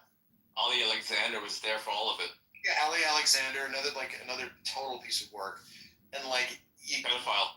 I watched that and I was just like, and I don't know any of those people personally, but like you watch it and you're just like, how at what point? Like Kanye, he's worth probably what, $500 million? Like probably. He got his easy deal. Yeah. But like, where's his family office? Like, how did he manage to get $500 million to $1 billion without realizing at some point along the way, you know what? Like, I just need to like have people who nobody knows about, who just kind of like run my life and like keep me on the straight and narrow, instead of being like, who wakes up one day and says, you know what? I need Nick Fuentes to run my life, and like that's like, yeah, I don't know. Yeah. Jesus Christ! What the fuck is happening in Australia? What happening in What Australia? happened in Australia? It's a little. They have some really big issues with Gaza protests over there. It's insane. Oh yeah, no, 100%. They're inviting thousands of them to go and live there. So that's gonna work out real fucking great. That is probably an extremely bad idea. Holy shit. Oh yeah. I mean, there's a reason they're not wanted anywhere else. I would not want to be in any places where there's a large concentration of people that are effectively from places where terrorism is quite rampant. I believe there's a specific correlation there that's very, very obvious. Yeah. Tell it to the UK. UK invites shit tons of them. You know, you have Keir Starmer contemplating whether he's allowed to live there. I mean, dude, when those large protests started, I mean, damn, I think that was a sign. I worry about the UK. I know I shit on it a lot, and it's mostly because I think it's doomed, so I do. And I want British people to stand up for their country. I would love for them to do that, because I love a lot of British people, and it's sad what's happening to the country. But the way that it's going, I think that Keir Starmer is going to be crazy enough to invite 2 million refugees to live there just so they can vote for him. I think he's willing to do that. I think he's willing to throw his whole country under the bus by doing that. Right, so that he can stay in power, because he's on the brink right now. I don't know if you guys were paying attention to what happened today, but the government, including Keir Starmer, released a statement about the Southport killer, right? The one who shot and killed 6 people, right? He killed 3 children in cold blood. This is an adult male, by the way, 18 years old, and the media essentially covered up his identity, claimed that he was a Christian from a good family, and the pictures they used of him were of when he was like 12 years old, right? This is a terrorist, a religiously motivated terrorist from an African background. Like his parents are immigrants, and he's a second generation immigrant. Never really integrated properly, and went on a shooting spree, killed a bunch of people, kids. And the government covered it up. The media covered it up as well. They claimed that they didn't know any pictures. They didn't have any pictures of him. That they didn't understand his motive. That he wasn't a terrorist. There's actually he was a fucking terrorist. Like he was reported to the police 3 times because of how bad he was. The problem there is actually, it's, if you can believe it, it's a British free speech problem. Just add it to the pile of problems with free speech in the UK. So they have this thing called the Contempt of Court Act, where they essentially have reporting restrictions on the media the minute that someone's arrested. So what happens is, you'll rarely hear about something. You'll hear about an arrest being made, and then it'll be just like a blackout in 99% of the time. You then won't hear about a case or its disposition until after a final judgment has been rendered, as well as sentencing, right? So if someone commits murder, you hear, oh, a man was arrested for murder on Prestwick Road, for the murder of whatever. And then boom, everything goes dark. And then you don't hear about it again until there's the conviction. And then you start hearing things because they say, well, it could prejudice a fair trial and various other things. Now in the US, right, like we obviously have a very different approach to that, which is that we say, okay, like if you're literally influencing a juror, right? If you're sending notes to jurors and you're harassing them, or you're trying to, break the sequestration, the seal of the jury chamber as they deliberate, like, okay, maybe then you're going to get held in contempt of court. But like the idea that people can't have opinions and jury pools can't form opinions based on news that they get is preposterous, right? Yeah, so Tommy Robbins is in prison, yeah, because he exactly, he's for breaching a contempt of court, right? A contempt of court order. So essentially, gang rapist. Well, but like the point is, right? Like this is another thing that's wrong with the UK is that they have, and it's having really weird social consequences. The reason you're having Islamophobia or some bullshit, yeah. Well, like when you suppress free expression, right? It's gonna get out at some point, and when it finally does get out, like when the truth gets out, you have a violent, right, and not necessarily violent in terms of physical violence, but violent in terms of extremely disruptive reaction from the populace as a result. So what we're seeing now is because they have all of the official suppression maxed out, right? Everything's dialed up to 11. They're arresting people for social media posts. They're threatening people with arrest. They're threatening foreigners with arrest. They're threatening Americans with arrest. They're threatening everybody with arrest. But like nobody cares. No one's afraid of them anymore. They're like, you know what? Fuck you. We're gonna say what we want, and we're gonna politically organize, and we're gonna get, generally speaking, behind the Reform Party, and that's it. And there's nothing you can do about it. And we'll see you in 2029. So like that, people are so fed up with the regime, they're willing to accept the consequences, and it's all downstream of the fact that they've got censorship everywhere in every aspect. They become more and more Orwellian as a response to it because they cannot have that system challenged, right? And while this is happening, millions of young girls are being raped every single fucking day. Who knows, right? But I know millions have been raped. So maybe I'm exaggerating. I don't know if it's millions. There was a statistic. Yeah, I think the estimate's in the hundreds of thousands. Still too many, right? Too many. Yeah, very definitely too many. And England's just a pretty small country. They raped them in England, Scotland, and Wales, and in Northern Ireland, and it was covered up. And the police, in most cases, didn't even want to charge a lot of these people because the perpetrators, the gang leaders, the grooming gang leaders, the rape gang leaders, were essentially pillars of the community. So they got away with a lot of shit. These people are store owners, they're business owners, they are, in a lot of cases you see now, right, they're photographed alongside police where they are celebrated as leaders of the Pakistani Muslim community or the Somali Muslim community, right? Most of them are. And it's disturbing because it keeps happening and you hear all these cases, and I know some of these people personally. It's affected their lives very badly, I would say. They've never seen any justice. Some of them have never gone to the police knowing full well what would have happened because the police just don't give a fuck. Because the police won't charge anyone because they don't want to be accused of racism or Islamophobia or whatever phobia the British government likes to use to silence these cases. And so the rapes happen continuously where there's this one case where a girl, she was 11 years old, she was raped by a gang of Somalis. And these were like, they own shops, right, in I think in Newcastle or something. She was raped, went to the police. The police said, basically dismissed her case. And then they dropped her off back at the fucking place where she got raped. And so she got raped again. And it just kept happening for years. And now it's, it's all coming out. And like last year, it's only then that they got arrested. But how many victims how many girls did they victimize? We don't know, right? We don't know the exact number. It could have been in the thousands. Literally, just one gang raped thousands of white girls, like teenagers or 11-year-olds. Girls as young as 10 were raped, and no one gave a shit. And the people in the police, they couldn't care less. They didn't want to be accused of racism. Britain has a problem with. It's not like I get that there's an ethnic component to the latest stuff, and I don't want to really get into it too much because A, I have a UK law license, so things. Yeah, you don't lose it. Well, there are things I can't say, and they're just discussions I can't have. So, but what I would say is that like Britain has a historic problem.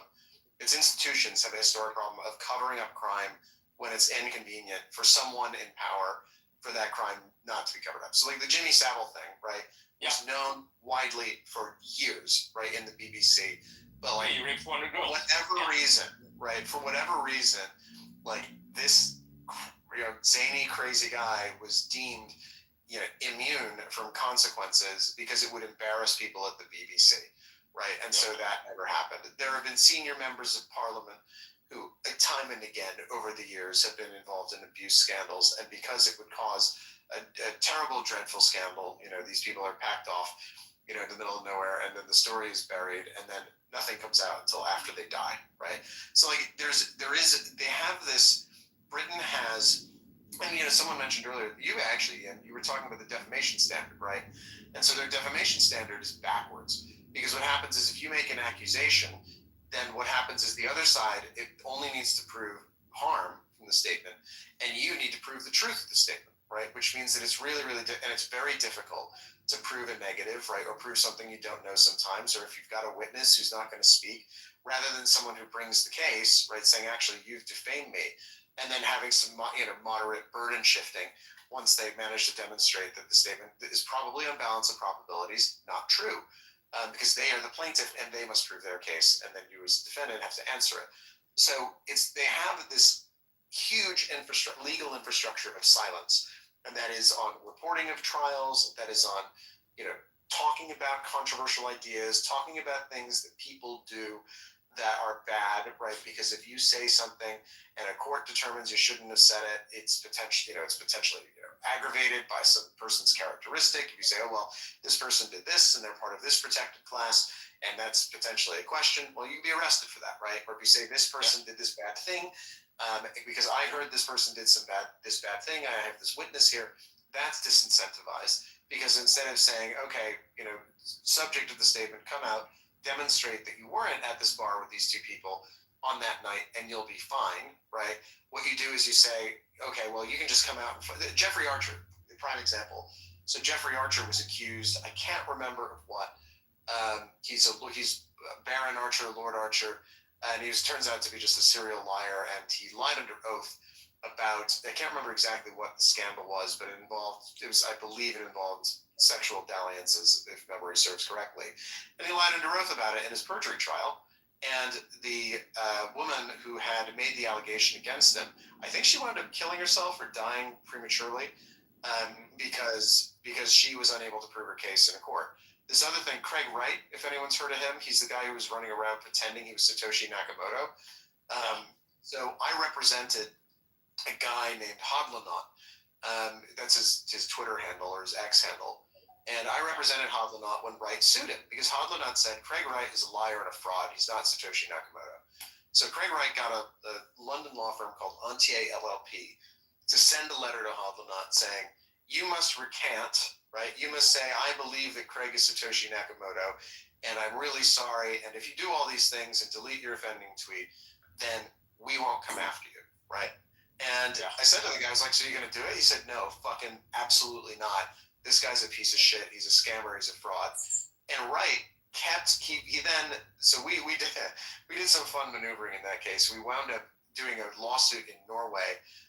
So there was a thing you could do when England was part of the EU called an Italian torpedo, which I like to call it. So get this.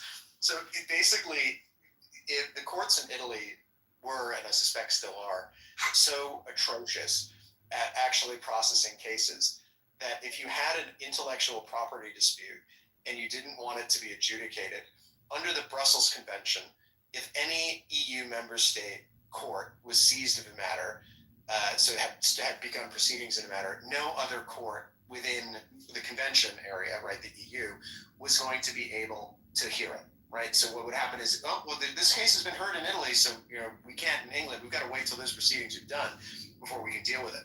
So the Italian torpedo is a maneuver where you've got a dispute. You know you're about to get sued by somebody else. So what you do is you preemptively sue them in Italy, and then you don't have to think about it again for 10 years because the case is forever to resolve in Italy. So that's what it is. So we had this pending. So they sent us this really RC letter saying, we're going to sue you, blah, blah, blah, blah. I kind of faked them out a bit. It's like, well, this is all public information. So I was like, oh, well, just need a little more time. We're just working on it. We got to, there's lots of ins, a lot of outs, a lot of what have yous. Just give us a little more time. In the meantime, we were furiously scrambling in the background to get a lawsuit on file in Norway, because Norway had a better free speech regime than England did, and they had a defamation regime which was different from England. So our response to the threat to an English lawsuit was that we sued him in Norway, and we won. And nice. Which is awesome. I was not involved. Oh, at the God time. bless Norwegian courts. Yeah. Yeah, God bless them. But anyway, They're fucking fast efficient. forward. They're good. Yeah, but fast forward 3 years later, right? Wright is still suing people. He sued a guy named Peter McCormick, and he won £1 of damages in England just because of the defamation standard. He sued a bunch of Bitcoin core devs, which is finally what undid him, because he sued this long list of Bitcoin core devs, and like Square and Coinbase were like, okay, this is ridiculous. We're gonna fund your defense, and we're gonna go after Wright ourselves. So they put $10 million behind Bird and Bird and a barrister, and we're just like, fuck it, we're going after this guy. And finally, right after I think 5 or 6 years of doing this, he finally lost in England. He was held in contempt. It was determined he wasn't Satoshi Nakamoto. He perjured himself, and then again he brought another case recently where he said he was Satoshi, and they sentenced him to 2 years in prison, suspended, right, because he brought another lawsuit. Right, the guy's just a serial not lawsuit. supposed to do that shit. Yeah. Like it is the English culture of silence, right? Of muddling through quietly while terrible things are happening instead of taking them head on, trying to bury things, trying to deny reality, preferring to just make sure that everyone can get along and everything's going to be fine. And that culture is the grooming gang scandal is just the latest iteration of an English culture that doesn't want to talk about uncomfortable things because that would cause a scandal, and scandal is bad. And so what happens is they suppress it, right, until you have a far worse scandal, and then they try to suppress people from talking about the scandal, right? And then it's this crazy thing where just they're so also like this personally too, in their personal lives they are quiet about the suffering, and it's kind of sad to watch. It's actually tragic, because I'm not saying that bragging about your problems is a solution. It's not. That clearly doesn't work for a lot of Americans who wear their traumas on their sleeve. But I think there should be some sort of middle ground. It's not healthy to internalize everything. It just clearly doesn't fucking work. What was it then? Hanging on in quiet desperation is the English way, right? Yeah, or laying back and laying back and thinking of the Queen or something. How's that saying go? Lie back and think of England. Yeah, exactly. It's like, that's fucked up, man. That's fucked up. It's like, yeah, just accept your fate. It's like, no, not happening. Not to me. No. That's But terrible. it's all of this changes if all of this changes if you change their free speech rules, right? That's what literally. And I think also they're also trying to do this AI push. I actually wrote an op-ed about it for a think tank over there, and they were like, we're into this big AI push, and we're gonna be really friendly to all the global AI entrepreneurs. And I wrote this article, and I was like, listen guys, you can't say you're friendly to AI when Elon Musk, who's one of the biggest AI entrepreneurs in the world, you've told the Met Police's counterterrorism directorate to investigate him for his shit posts. You don't get to do that and say you're friendly to AI.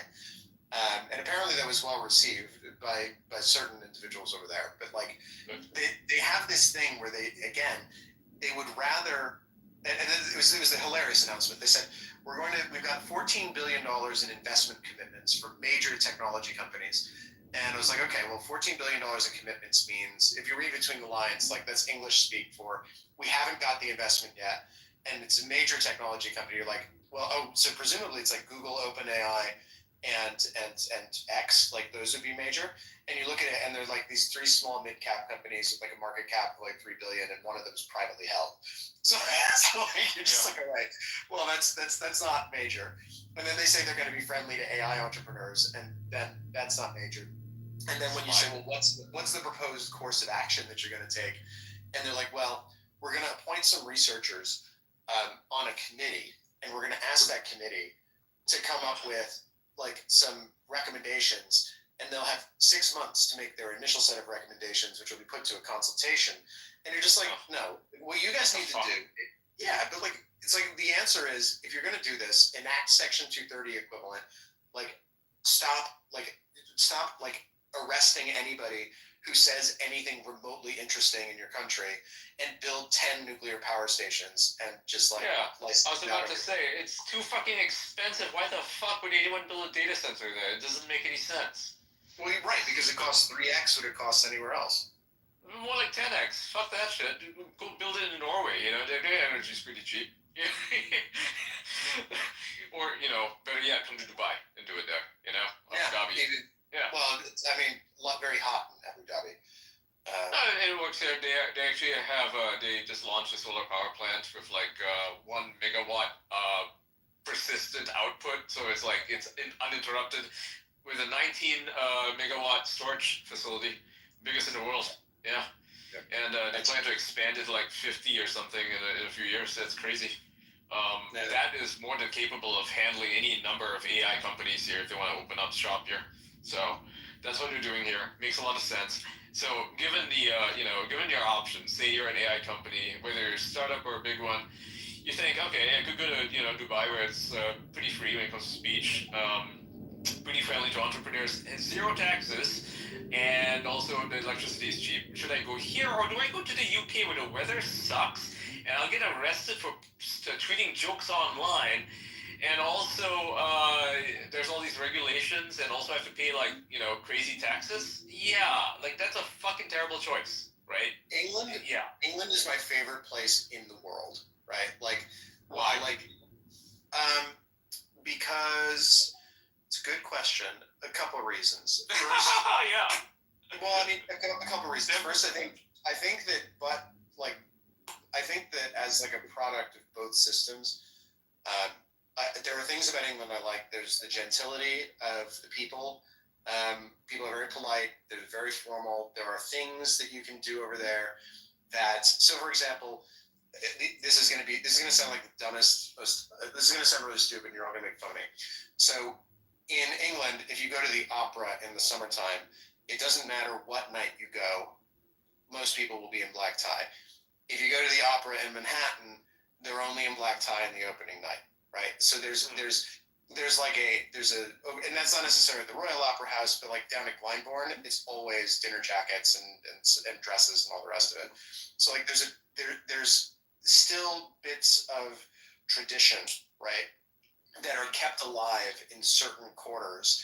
And when I'm there, right, and when I was there, I tended to hang out in those places and with those people. However, right, those little bubbles are like they're little islands of civility. They're gonna sink. And all around them, the tide is rising, right? And it's getting smaller and smaller and tighter and tighter and tighter. And they're being strangled, right, by waves of immigration, right, that are changing the character of the country, and waves of regulation that are making it impossible for anyone to basically live and work there. And those two things combined are driving, to be blunt, most people who I would usually associate with and spend time with, they are leaving and they're going to places like Dubai because they say, you know what, England's not a good deal anymore. I'm going to go, if I'm going to go build a crypto custodian, I'm going to go do it in Abu Dhabi, right? Because at least there I'll be safer. I'll pay zero taxes, whereas in England I'll pay half of my income or more in taxes. And again, the free speech issue, like, you know what? Most of my buddies in England don't really have too many opinions about His Royal Highness, Sheikh Maktoum. Like they just don't care. It's not an issue they care about. And so like as long as they can talk about anything else other than that, like it's not going to matter. So they make the choice. And the thing about England, which really just bugs the ever living shit out of me, is that it could be so much bigger. It could be so much better. It could, but like, and not in a way. It's like and not in a way which which it could be so much bigger and better in a way that I think everyone would agree when it got to that. Yeah, it was bigger and better. They could say, listen, this is a better state of affairs than we were in before. But there's so much institutional inertia that they can't get through it, and they can't get to the other side because all of the vested interests are standing in their way. And they've got all the material. They could have been if after Brexit, they could have been the Singapore of the North Atlantic, 100%. And they just like survived the North Atlantic. They just chose not to be. Yeah. They just fumbled the ball and they didn't do anything. And then the Brexit conservative was a mistake. They got the worst of the EU and they took away the best of the EU. Yeah. Well, they kept all of the EU law. They kept all of the EU regulations. The conservative government jacked up taxes, and like by the time I left, it was the highest level in history, and they jacked them even higher than that. So you've got a government which is notionally conservative, but taxing people higher than any government in British history. And you just look at it and you go, what's the point? Like if these guys are supposed to be the ones who are on our side, like, and they're doing this to us, like, and that's why Farage has happened, right? Because everybody's realized these parties aren't on our side anymore. We need to do. Millet kind of was the model, right? And now what we've seen, it's been copied in various other places because people love it. Like because Bukele, same thing. Yeah. And Bukele is the same thing. You get guys in who have a single-minded purpose. They've got the vision. They understand like what's broken and how to fix it. It's the same thing with Kitover over here, right? Like he's a great model for what any country ought to do. I mean, there's a famous story that they tell here, and the bureaucrats tell it, where he went to a government office and he saw that it was very inefficient, that the people there were not working on time, and there was like way too many offices, and he decided, you know what, fuck this, I'm gonna scrap it. And we're gonna make it so that the only person who showed up for work that day, he gets to keep his job, everybody else gets fired, and we make it efficient because. If it's inefficient, no one's gonna fucking want to move here. No one's gonna want to do any business here. That's just obvious, right? And so he single-handedly, personally made sure that all government offices here are extremely efficient. And when they're inefficient, they get audited. They have to be efficient. That's how it works, right?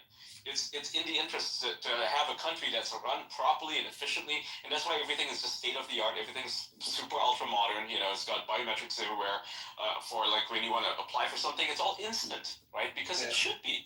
Like government offices communicate with each other. I mean, have you heard of this in any other country? Like in most countries, they run this stupid system where you submit your paperwork somewhere and no one else has that paperwork. You have to fucking photocopy it yourself, bring it there, mail it in. It takes weeks and weeks and weeks. Here it takes days, or actually not even days, hours, even minutes. Yeah. In my town, I live in a small town in southern Connecticut.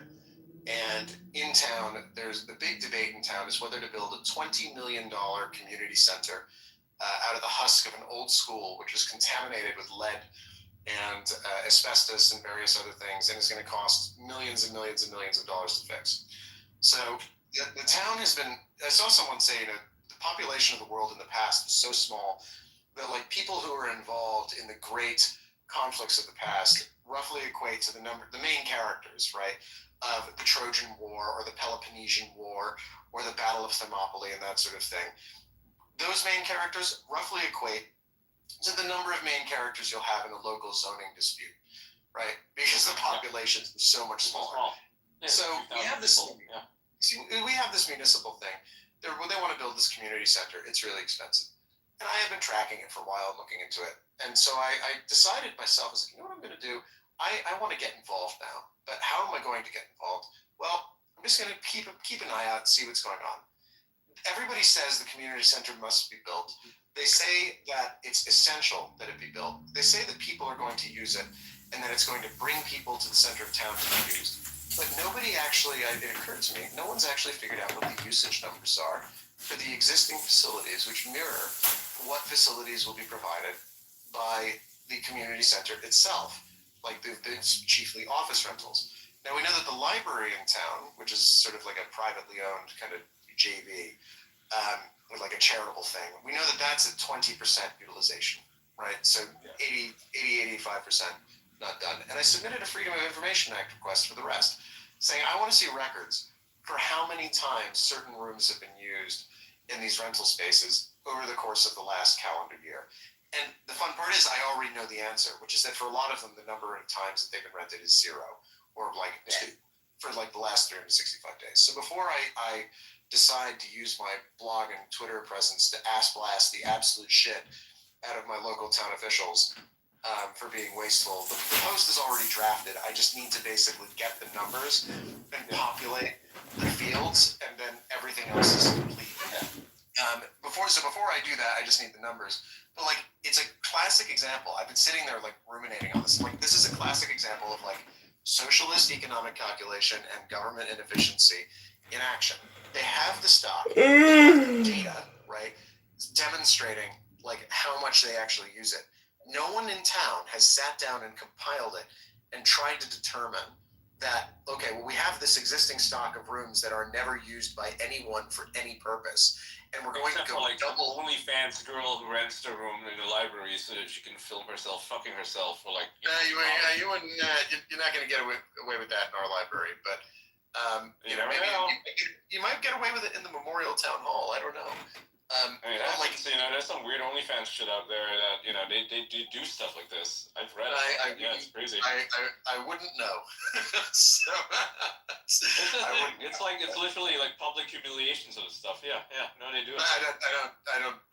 I'm very happy. It's kind of fucked up. Like in San Francisco, that Kink.com place, they have a little mansion.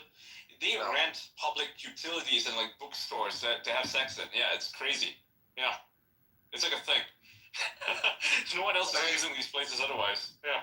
I guess more power to them. But like, it's crazy. It's crazy to think. It's just insane to think that like the data like is there to determine use.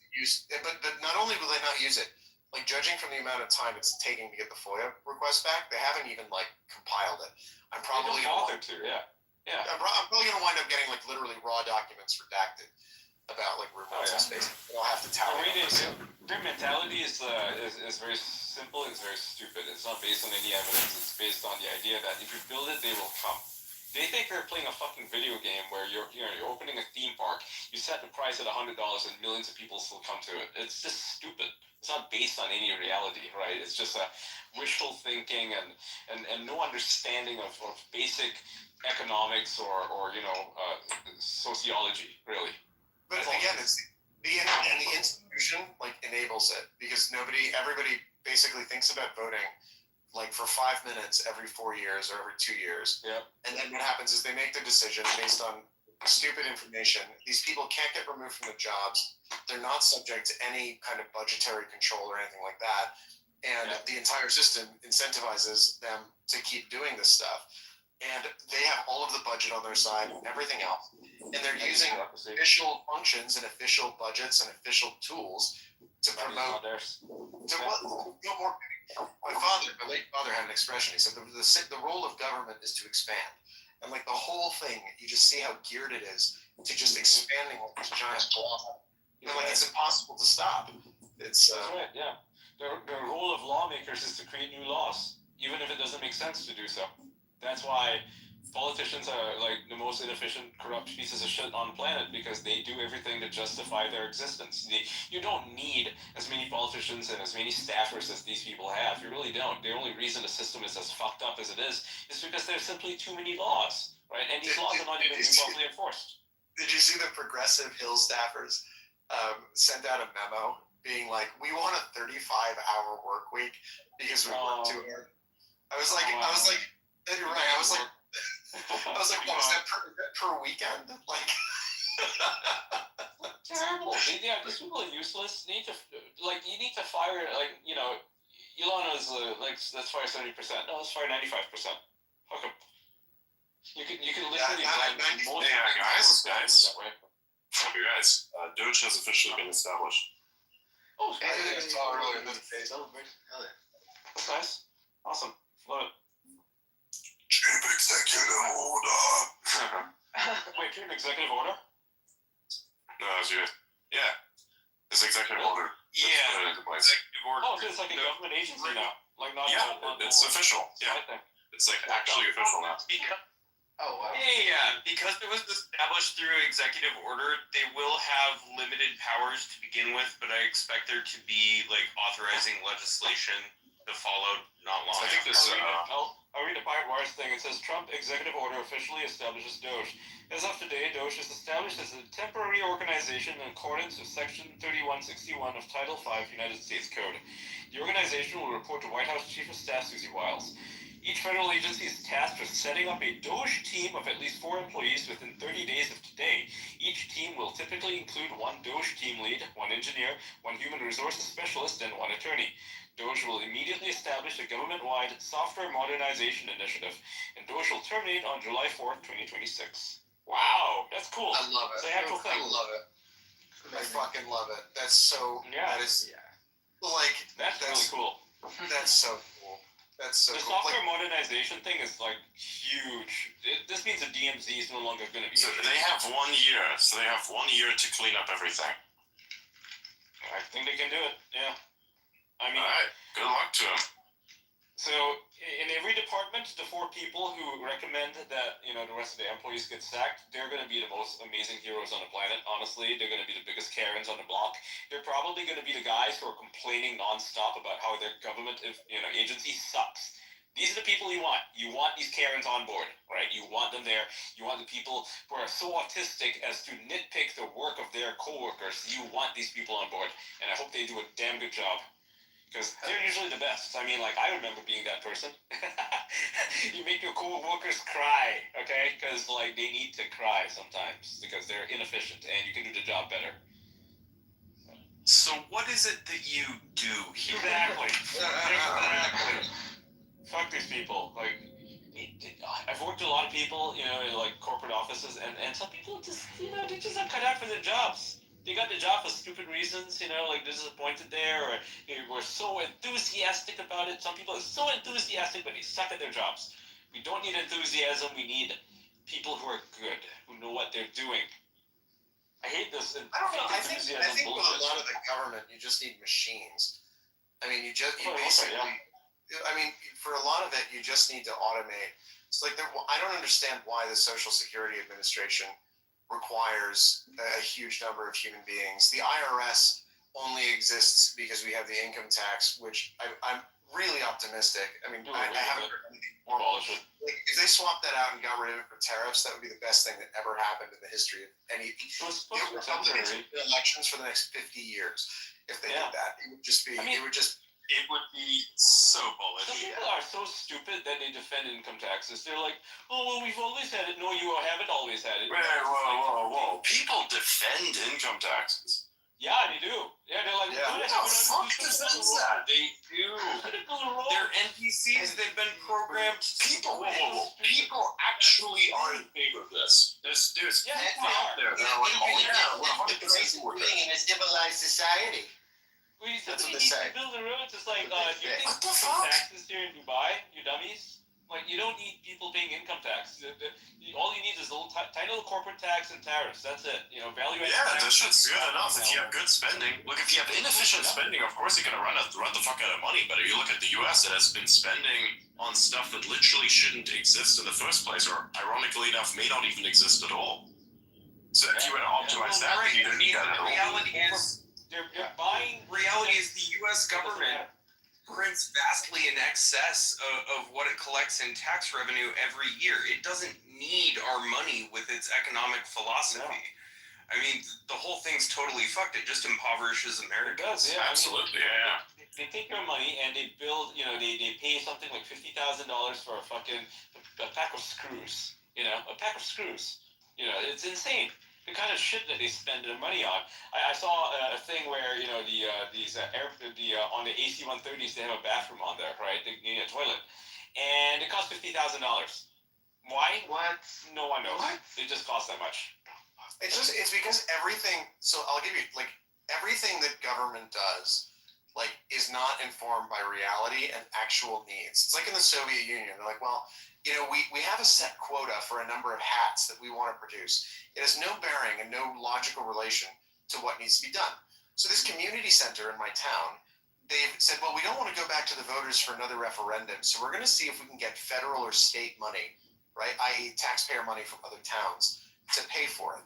And it's like, that's really strange. Well, that's very weird. And then it's like, oh, and in addition to that, we're getting a $4 million grant from the Inflation Reduction Act, which of course did nothing of the sort, because what we're going to do is we're going to build an emergency command center. This is a town of 15,000 people. We have 2 firehouses and we have town hall. These structures are approximately, I think the southernmost firehouse is downtown in the main town. Town hall is about 2.5, 3 miles away to the north, so significantly inland. And then the northern firehouse, right, is another 6 miles north on the border of a town called Durham. I live in a small town called Durham. So we have 2 firehouses, and they've decided we have a $4 million grant under the Inflation Reduction Act. So we're going to build an emergency command center in the downtown firehouse. And it's like, what the fuck does a town of 15,000 people need an emergency command center for? If we're out, drive over to the next town and be like, can we use your radio? But they're going to spend $4 million of federal money putting in place an emergency command center. It's just like, it boggles the mind how anybody made the decision that like this is a good idea for $4 million to be spent, and that's more than some Americans, most Americans will pay in taxes in their entire lives, and we are doing it to basically set up a ham radio room above a firehouse. It's bonkers. And yeah, the radios I guarantee are off the shelf garbage that you can buy for a few $100. They're gonna charge like $50,000 for it. Well, no, the radios. The radios. They're ham radios, right? Basically, it's UHF, VHF, and potentially maybe you'll get an HF radio, but that's not usually used for emergency communications, right? You need $4 million for that. Like, do you really need $4 million for that? The radio, like, okay, an ICOM, where the fuck does the money go? A Yaesu, HF, all band radio transceiver will cost $1,200. Okay. And most, an ICOM 750 will cost you $1,500, right? Okay, that's not so bad. A Yaesu handheld radio will cost you $500. Okay, now we're up to $3,000. Okay, so we're still fractions of a percent, and we've got your radios. Just put them in a room. Love an antenna. It's like this, like I remember the city I used to live in back in Malaysia, and they would spend every year. They have a huge budget. Instead of fixing the roads, which is what what people pay their taxes for, they would be decorating the city with certain kinds of plants that are just not suitable for a tropical environment. And so every season, right, every 3 months or so, they would have to replace everything because it would fucking die in the heat. Okay, it would fucking die in the heat, and the whole town just looked brown. And then they replace it with new plants, and they just keep doing this over and over again. And as I found out when I moved to Rome, was that they do that in Rome as well. They would be planting all these fucking trees in the town to make it pretty, even though it stinks of piss, right? Whole place stinks of piss. That's what Rome is like, right? And plants that are just not suitable for a Mediterranean environment. Wow, Rome has lots of great trees there, that are native to the territory that you could probably grow anywhere in Rome. But instead, they import a bunch of trees from God knows where, and they don't last very long, and they don't really tend to them. So they die, they replace them with the same old fucking trees, and it just repeats itself. Like, somebody's making money from this. I guarantee you, that's exactly is making money from it. In Rome, there's definitely somebody making money from it. I just experienced the same thing was in the town I lived in Malaysia, for sure. This happens in many places. One of the worst ones that this actually happens at, which is even more egregious to a certain extent, is gated communities. So you look, for instance, for gated communities, which is a huge fucking problem, by the way, is where you have to pay for certain services to be rendered. And so within those gated communities, what they do is they plant plants, and so even if they don't die, they just exchange them routinely for no fucking reason. Nobody wants this. Nobody's asked this. It's just done. And then what's even worse is then people sit themselves at the head of like various boards that exist there to basically manage the gated community. And there are the weirdest fucking narcissistic people ever, and they then basically turn the gated community into a political event for themselves, and which they also suck at, by the way. So they have to kind of get around that somehow. That voting is ambiguous also. So it's really ridiculous. Oh yeah, I can personally attest to that. So I lived in a gated community back home, right? And the person who ran for office, right, for for the home association thing, decided that they were going to spend their money, I mean our money, since we're all paid into it, on things that didn't really matter. So there's a couple of things that we needed. We needed security, like an all-around-the-clock 24-hour security guard team, and they needed to mend the fences because some of the fences had broken. Some wild boar made it in. Crazy enough. And, that's a pretty high priority because, children are out there, pets are out there, right? They're out in the open, and if the fucking fences are broken, a wild boar's gonna come in, it's gonna fucking gore a child to death, and then, someone's gonna have to fucking pay for it, that child, very bad. But instead, he kind of squandered the money, and then he refused to relinquish his position. So it got to a point where they had to stage a coup. Where, because, when you are the leader of a homeowners association, you have to register yourself in the city, right? Because you are the person that they will give city dollars to, like taxpayer dollars to go to your little homeowners thing, and then you can do stuff with it, right? That's what you're basically asking for. It's basically a little grant. We had to overthrow him. Like, we had to stage a fucking coup, and we had a little event there where, we did like an outdoor sort of, thing where we, had like a what do you call it, a buffet, so to speak, right? And we decided that this guy wasn't going to get invited, and we're all going to sign a piece of paper saying that he is no longer the leader of this thing. We're electing somebody else. It literally had to come to that because this guy just refused to step down. Like, how fucking hard is it when all your neighbors fucking hate you? Why don't you just step the fuck down, right? I don't understand why people do this. It's so insane. Like, imagine trying to be a leader of people who fucking hate you. It's so dumb. You can't really do anything about it either. Like, in certain places, you have laws that are set up in such a way that you can't even remove directors of various positions because they're just corrupt pieces of shit. And it's like, it's a huge fucking problem. At some point, it's just, why doesn't everybody just look out for themselves situation? Realistically, because like we're all neighbors. It's huge. We're together. Rules are being enforced in such loose ways. Like, for instance, like this, you'd have let's imagine that you have certain pets that are bad. Let's say dogs and cats. Both pets are bad, right? Because, people, you don't need one in a super developed community because this thing's going to be shitting in somebody else's backyard because cats never shit in their own. The dog is going to be barking, pissing off the whole fucking neighborhood and pissing on that whole neighborhood as well, ironically enough, because that's how they mark their territory. And then they will get to war with the cats will get to war with each other, and the dogs will war with each other as well, because guess what? You kept them inside, and there's nothing that these fuckers can do all day. It's a very unnatural state of being, and if you live in a city, you shouldn't, have these kinds of animals like this, because it's fucking basically torture for them. They don't even know it. It's even worse. Now, with that in mind, what then happens is, one dude, or such, gets a fucking cat or gets a dog. It's like, oh no, it's fine at first. It's always the leaders, by the way. Gets it in, keeps it for a while. It does its thing that somebody else does it as well. And see, they can't say anything about it because they got a dog also. It's like, okay, cool. We both have dogs now. And then everybody gets one. And then by like a year or two, out of this, some motherfucker has got this big ass fucking pit bull bioweapon that's following them around. It's like, there are kids in this neighborhood, and you have this thing around. Oh, wait, you know what? Since nobody cares about the rules, no leash. Broken windows theory. That's how it works, man. That's how it fucking works, dude. Every time. You can't have people that go back on what they said that they were going to do. You can't have people breaking the rules like that, because if one person does it, someone else is going to do it, then it just exponentially increases until cascade failure is absolute. You know what's funny about broken windows theory is that when it was originally devised, it meant that police should go after a store owner for a broken window. That way, you crack down on a very small crime, then they are more likely to, actually not commit larger crimes, right? That's the philosophy of it. But it can also work in the obverse, which is how you described it. Essentially, if you let a person get away with a broken window, more people are going to break their windows, and then just more and more crime is just going to happen, right? It just spirals out of control because you can get away with literally anything. So you're going to crack down on small things. They matter. I just wonder if AI is going to fix this or just make it a zillion times worse. I think it can fix it. I think it can fix it because I think it'll help get people to understand. I think it'll help people understand, and parse public data much better than they could before. Yeah. So you'll be able to basically go through.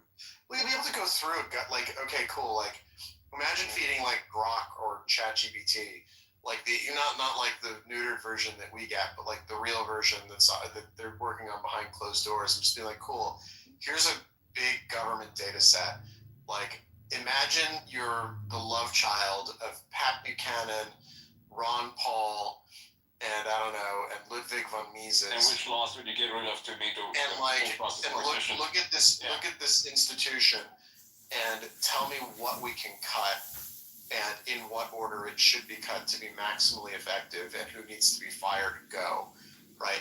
And how I will replace that functionality with essentially a large language model, and that would be great, and that way you could then iterate and roll that process out over every single office of the administrative state, including defense, including intelligence, including everything else, and just basically have an AI just rip it apart, right? Just tear it to shreds and say, okay, this is all the waste that we've got. This person's unnecessary. This guy hasn't shown up to work in a week.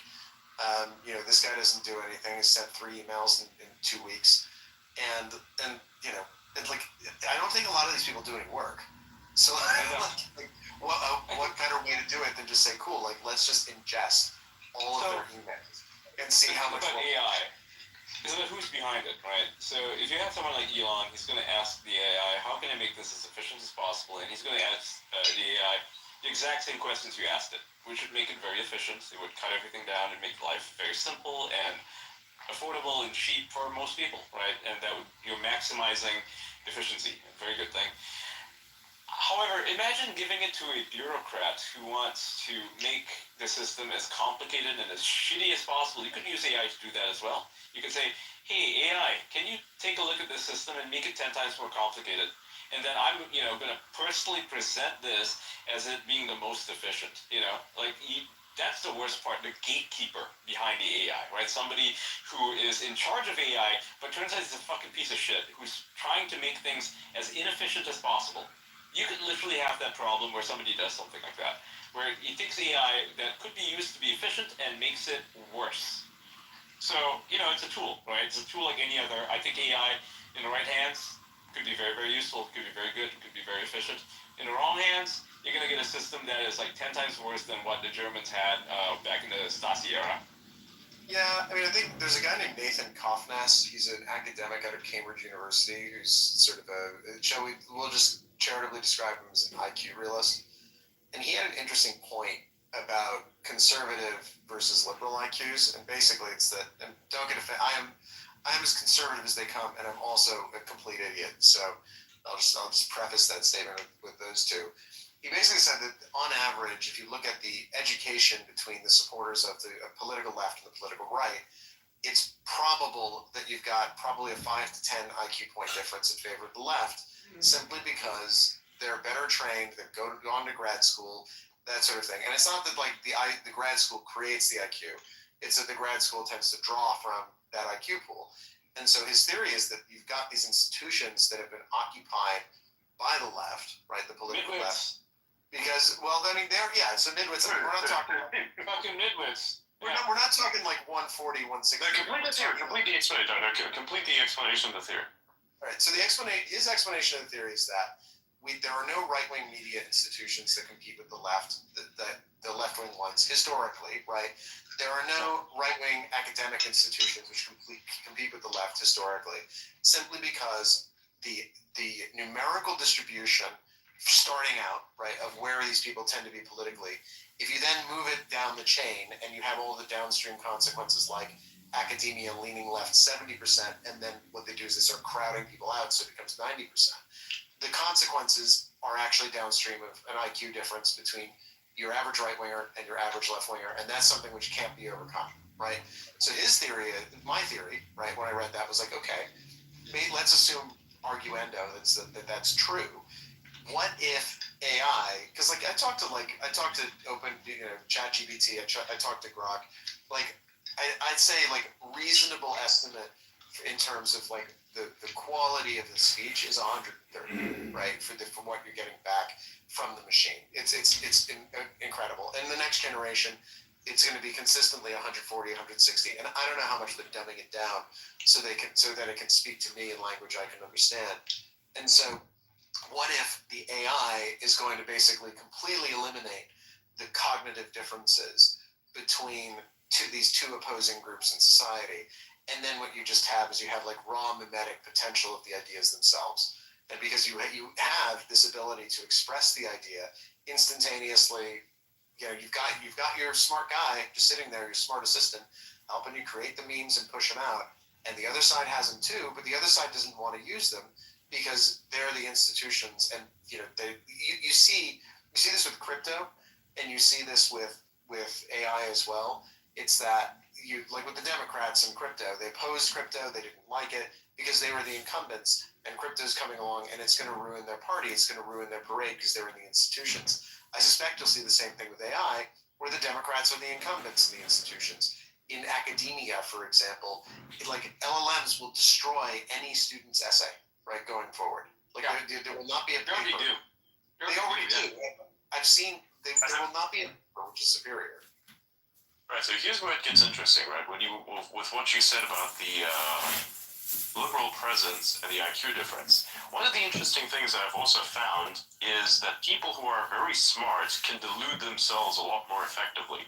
So if you were to present, let's say, a very specific version of reality consistently to a person that is relatively smart, you do this via various many different methods, you do this via fear tactics, anger tactics, various other things, then you give them like, a period of relaxation so that basically this knowledge is cemented, which I believe we have seen with the legacy media, of course. That's exactly what they're doing at scale, which ironically, by the way, very funny, is a tactic that was perfected by the KGB. So you're kind of like really affected by all this. It's real fucking interesting. So if you look at these organizations, that's exactly what's happening there. So a lot of the people that are actually quite smart and want opportunities in life go to these organizations which have historically provided opportunities for people to then try and get them, and then they're in there, and then they get programmed by said institutions. So technically speaking, a lot of the talent will flow there anyways, and because those places are dominated by a very specific political view, that political view will be disseminated into the majority of the minds that have gone there. Therefore, the most academically capable that then later go on to control the world are then the ones infected with the mind virus and continue to spread it and enforce it to the rest of the planet. This is why everything's fucked, by the way. Well, that's exactly right. And in order to get so it was like that chick who wrote the PhD at Cambridge on like basically if things are stinky, like you're a racist if you think that stuff smells bad.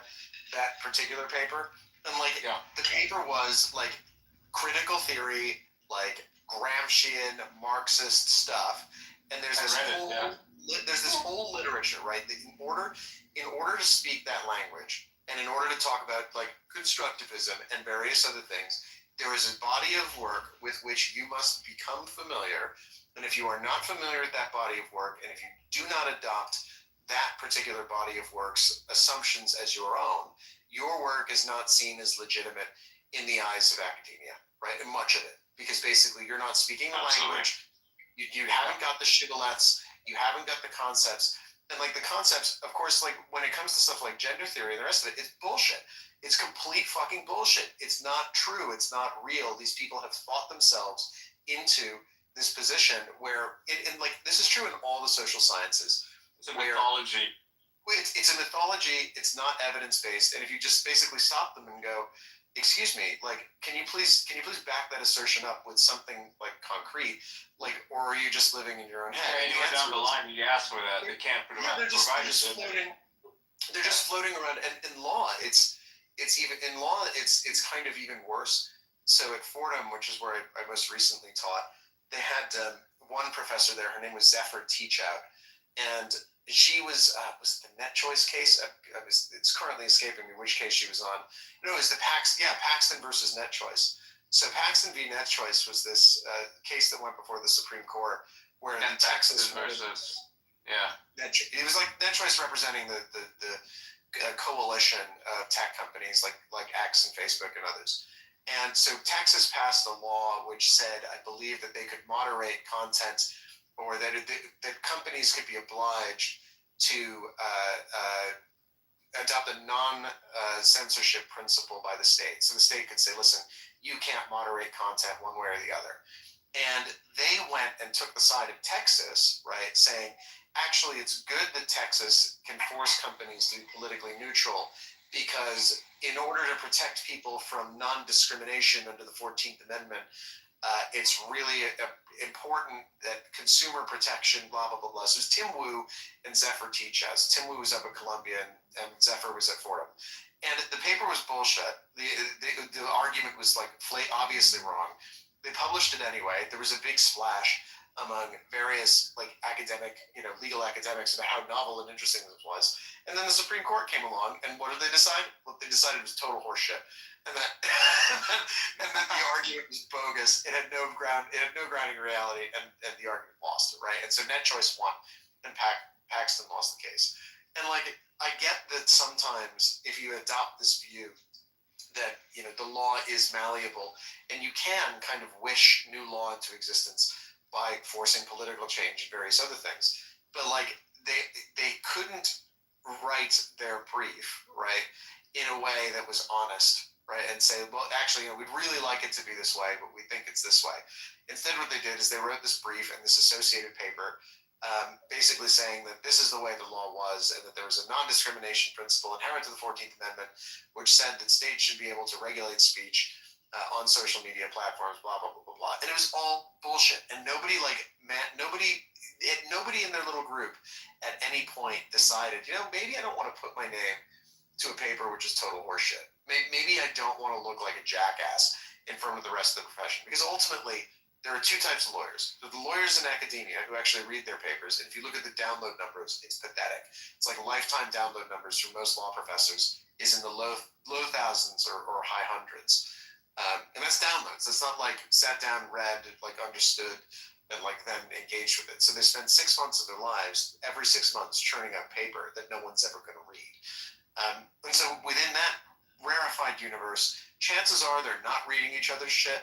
And if they are reading each other's shit, they're not reading it very closely. And but they're all agreeing with each other that it's all brilliant and wonderful. And then outside of that, they're dudes like me out in the trades, right? We learned how to practice law out on the streets.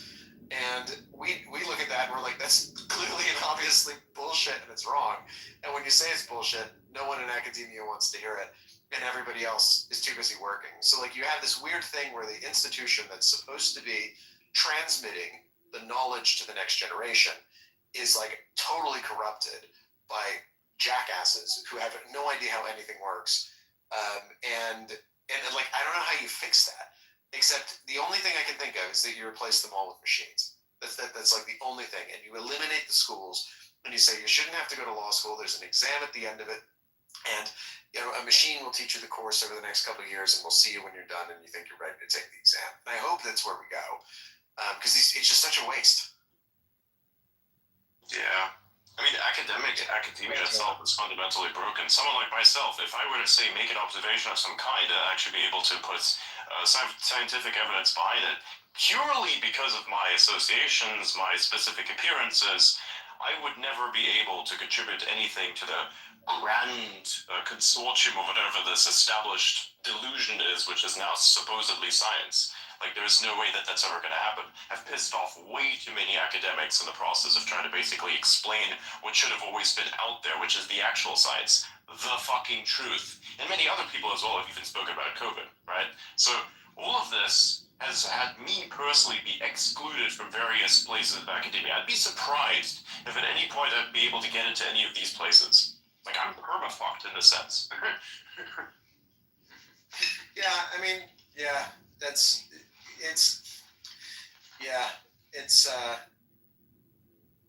hard. It's hard. I think, yeah, I'm noodling on that. I would like to go. My dream is that I would be able to one day, make enough money that I can just say, you know what, screw it. I'm just gonna devote myself to books and learning and teaching, and wouldn't that be fun? And then you realize that if you did that, you'd be surrounded by assholes. Absolutely. I mean, here's the thing. So the only thing you can do is like try to wrestle reality into shape in short form writing, and like that's like I find that like short form stuff gets read way more than the long form stuff. Like any Absolutely. stuff regularly, it's more reads. Even than on Fear, same thing. But to a certain extent, you may find some really good content. And here's what I'll say. If you want to contribute in the way that you're saying, it's perfectly possible. And you have to go with a very specific model. You got to go with the Thomas Sowell model. That's what I like to call it. This is a person who's able to condense knowledge very, very well. He's an extremely quotable economist. Very, very good. Probably the best that there is. Because whenever you think of an economist that is actually quite based, who do you think of? Thomas Sowell. Why do you think of Thomas Sowell? Because the guy is basically a meme in a sense, right? He's a meme of logic, which is really cool. I think many of us aspire to be like this. I aspire to be like this in many ways. That's why I try to compress things as much as possible and to be a clippable thing, because in reality that's exactly what each and every single one of us are trying to do to a certain extent, of course, right? Or at least I am trying to do it. I'm trying to maximize. So that's why I like Thomas Sowell so much. By the way, Ian, are you eating steak? I know. I'm not. It's me. Eat it. Dessert. Oh, it's food. Dessert. Me. Just because I'm like, I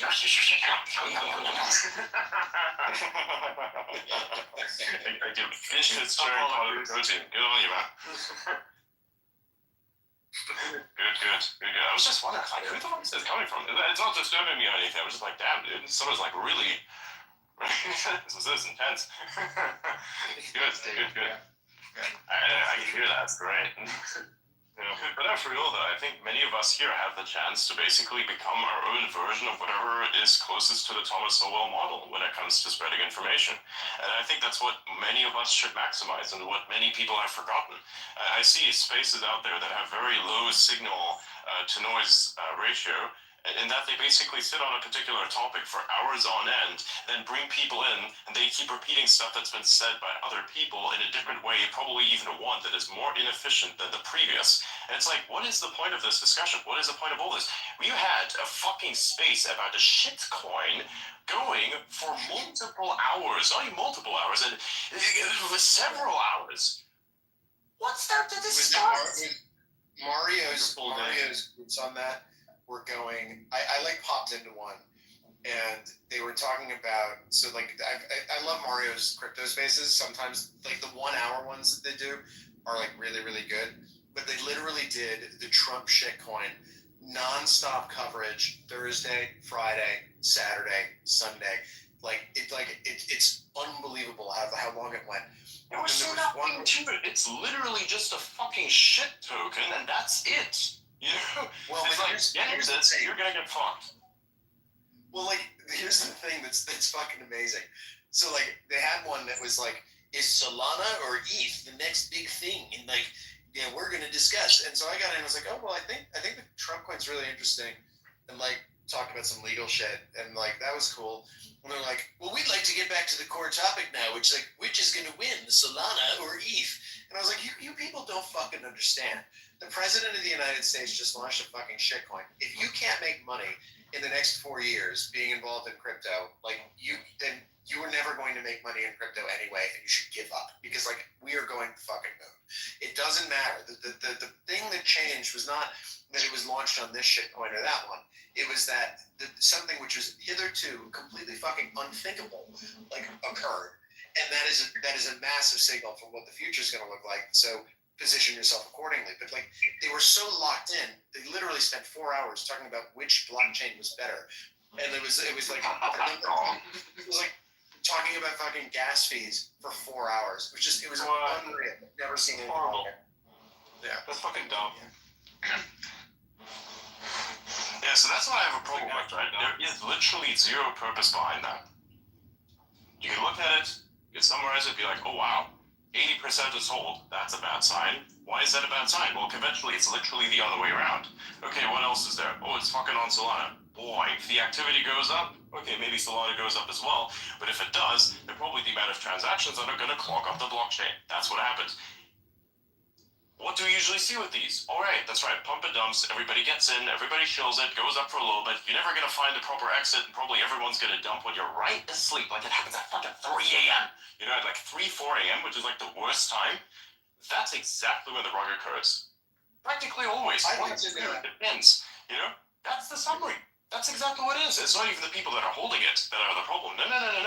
It is just how it works. You get in, you try to be the earliest, and you're not really going to be the earliest most of the time, because the time that the moment it becomes mainstream is the moment that you've already lost. So it's like by the time it reaches to you, you're fucked. Right? You're basically fucked, especially if it's on you. Then it's like completely mainstream. It's done. That's how crypto works, right? Especially that. So you're done. That's it. That was the explanation. 5 hours for that?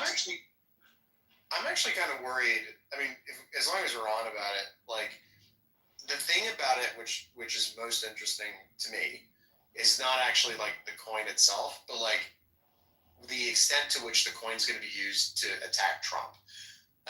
I'm actually really worried that. So there's like a 2-part analysis, right?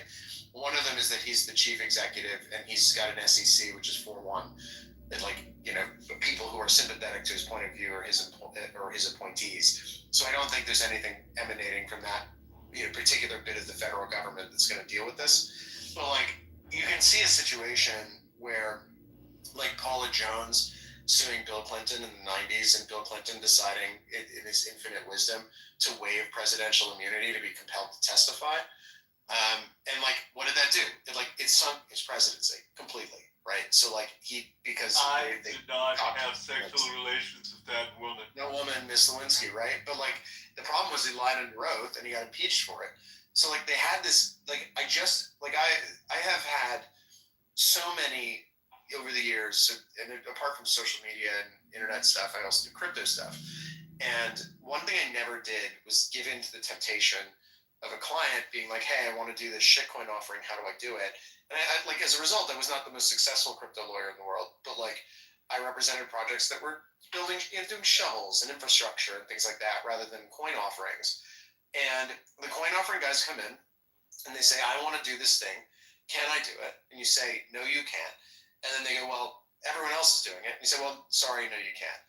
That conversation now, of course, has become infinitely harder because it's like, well, the president of the United States is doing it. Why can't I do it? Which is difficult. But like the problem is that he may have done it and he may appear to be unassailable, but like there are still attack vectors, right? He just massively increased his attack surface because all of a sudden there could be a private lawsuit, there could be like a Martin Act enforcement in the state of New York. You know, eventually, if the Congress flips, there could potentially be subpoenas. Like, if the coin crashes at any point in the next couple of weeks, like that's going to get egg on his face. So, like, I'm really worried that that they actually got out a little too far out over their skis with this one. And like, I don't know who the fuck was advising him to do this, but like, I don't know. That's the one, and I think will actually be like the most interesting thing about Trump coin and Melania coin is going to be how they stick around and how they linger, right? And not because like it's invest or not invest, but people are it's just this thing out there which is capable of constant interpretation. You can always say, "Oh, well, the price went up, so Trump's stock going up. Oh, it went down." It's going to be this huge distraction, and it's that I think is the most interesting thing about it. And no one's talking about that. Like they're only talking about number go up, which means that they're just not. I don't know. They're not paying attention. Yeah, well, I mean, number go up is the only thing that actually makes it go up. So everybody tries to chill that sentiment as much as possible up until the point where, of course, you run out of money, right? Yep. Yeah, exactly. Here's the thing. Here's the interesting thing. What was really unique about this was the fact that you could buy it with a credit card. You know, you are onboarding Web 2 into the Web 3 thing. So it was just basically an autism-fueled transfer of money from one place to another, because I can pretty much assure you that the majority of anyone from Web 2 who used a credit card to buy this shit was not able to liquidate properly in the beginning. Maybe now, sure, you could still do it. You could still do it. A lot of the people that have went in super early, I'm pretty sure if they were to, you know, exit out right now, they would actually get, you know, a decent return. But many of the people probably don't even know how to do that. So you're stuck with it. Well, it's not really. I think it's just started to get listed on some of the major exchanges. I think Crypto.com just announced it. I think Coinbase is working on it.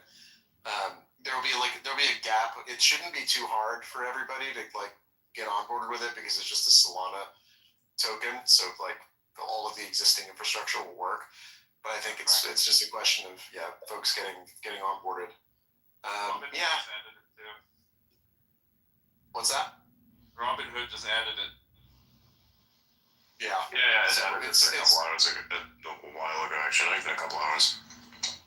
Yeah, it's been out there. Yeah. I just think it's shitty. I personally don't recommend it, not even in the slightest, and I hope that this doesn't really get done again.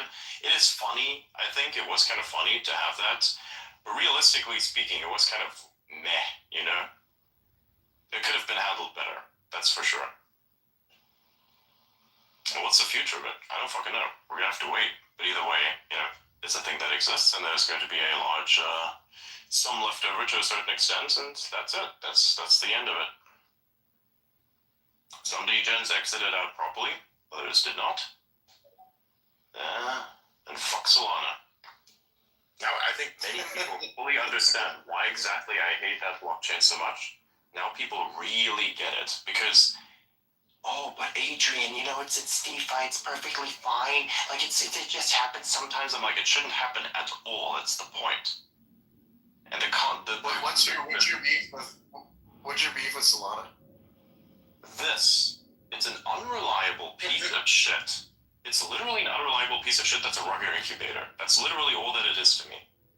That's all that I see it as. It is a fucking blockchain that is like a bloat chain that requires a supercomputer to run, and that when it actually demands to be supercomputed, dies. Albeit temporarily. So that's my problem. Bitcoin is expensive, yes. Is it inefficient? Yes, but it actually clucks along reliably, inefficiently. Yep. That's black and white. The exact moment that it dies is the moment that everyone is trying to exit. So you are going to get fucked at the exact moment that you think you're fine. Yes, sir. It's like still slow and steady wins the race type thing with Bitcoin. Indeed. The Locked-in Alien is one of the best memes that came out of 2024, not gonna lie. It's kind of hilarious. What is this? What is the next step in your operation? Yeah. It's pretty good. It's pretty stupid, too. Alright, gang, I gotta hop, unfortunately, but always a pleasure, never a chore. Nice, good line. Take care, guys. Looking at the Locked-in Alien meme. I'm not familiar with it, so I have to look it up. Nice. Have fun with the feelings, Dragon Preston.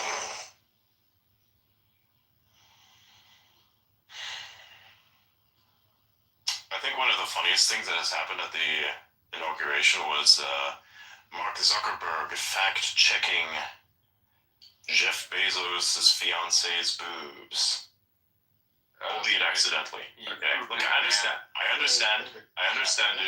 It is understandable. If he has a bit of fucking testosterone in him, those instincts kick in. If you don't know how to deal with it, that's what's gonna happen. It's probably one of the most human things that bro's ever done. You know? Yeah. I just don't know how the other parties feel about this, to be honest. I think it's kind of hilarious. I'm not going to hold it over him, of course. You know, I know many people have spread that meme. I myself have stayed away from it because, you know, fucking shit happens. I wouldn't do this myself. But I mean, look, you know, it happens to people. It's an embarrassing moment. And I think harping onto it too much is a bit of a problem. I'm just speaking about it in terms of humor, not in terms of actually insulting the guy. I'm just saying it is kind of fucking funny as shit.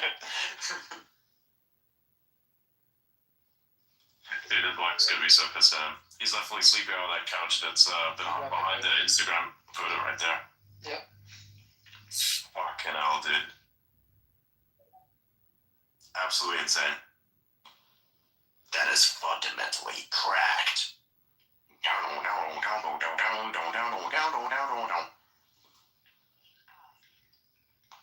What the fuck was that? I heard something in the background. TikTok video. Right. Why are you watching a TikTok video? I'm just looking at the Locked-in Alien thing. I was like, what is it? Oh What is this? yeah. I don't understand it. Alien, yeah. I don't understand it. It's like, huh?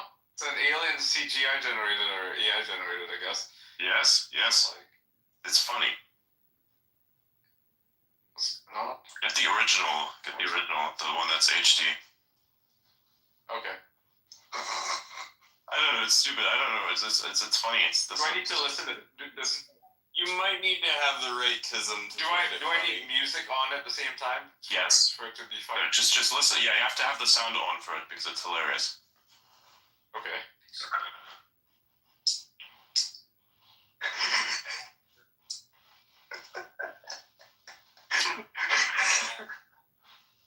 What the fuck?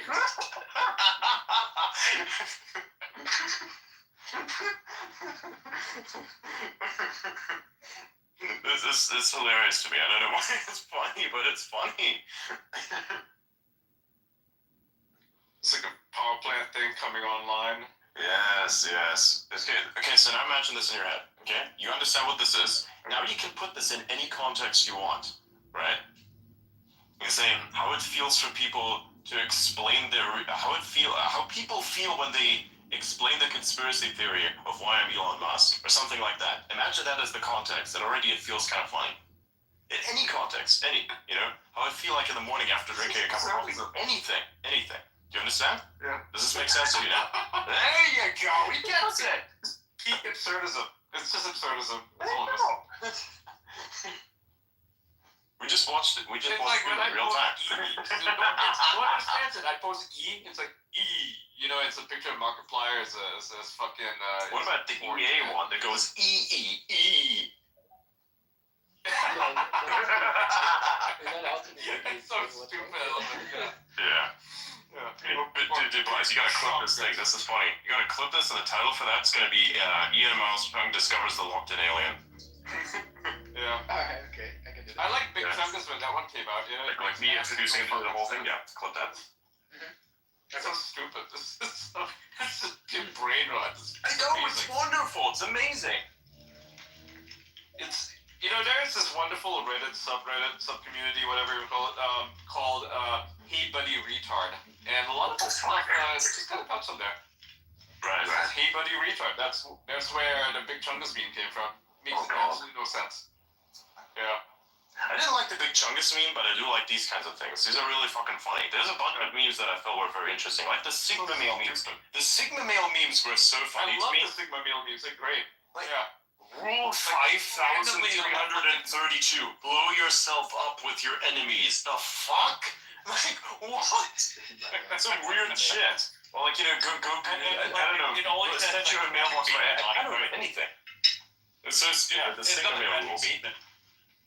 Put the beans in the trash. Like, anything. Some weird Sigma Male rule shit. And they have like this weird hard edit that's going on in the background with the fucking music, and I'm just dying of laughter. And Patrick Bateman. Yeah. Exactly. The original Sigma brain rot. It's amazing. It's amazing how old this meme has become to the point that it's been around for like multiple years. It has survived multiple iterations of brain rot. Isn't that incredible? Yeah. When you got it locked in. Exactly. I gotta say, the new brain rot language is actually kind of good. There's some aspects of it that I can actually understand. Yeah, like it's something that we're locked in. The opposite of locked in. Yeah, we're locked in. Okay, we're locked in. That's a new term. Locked in is a new term. All these people are geeked. Yeah. Yeah, geeked works too. Tweaking works too.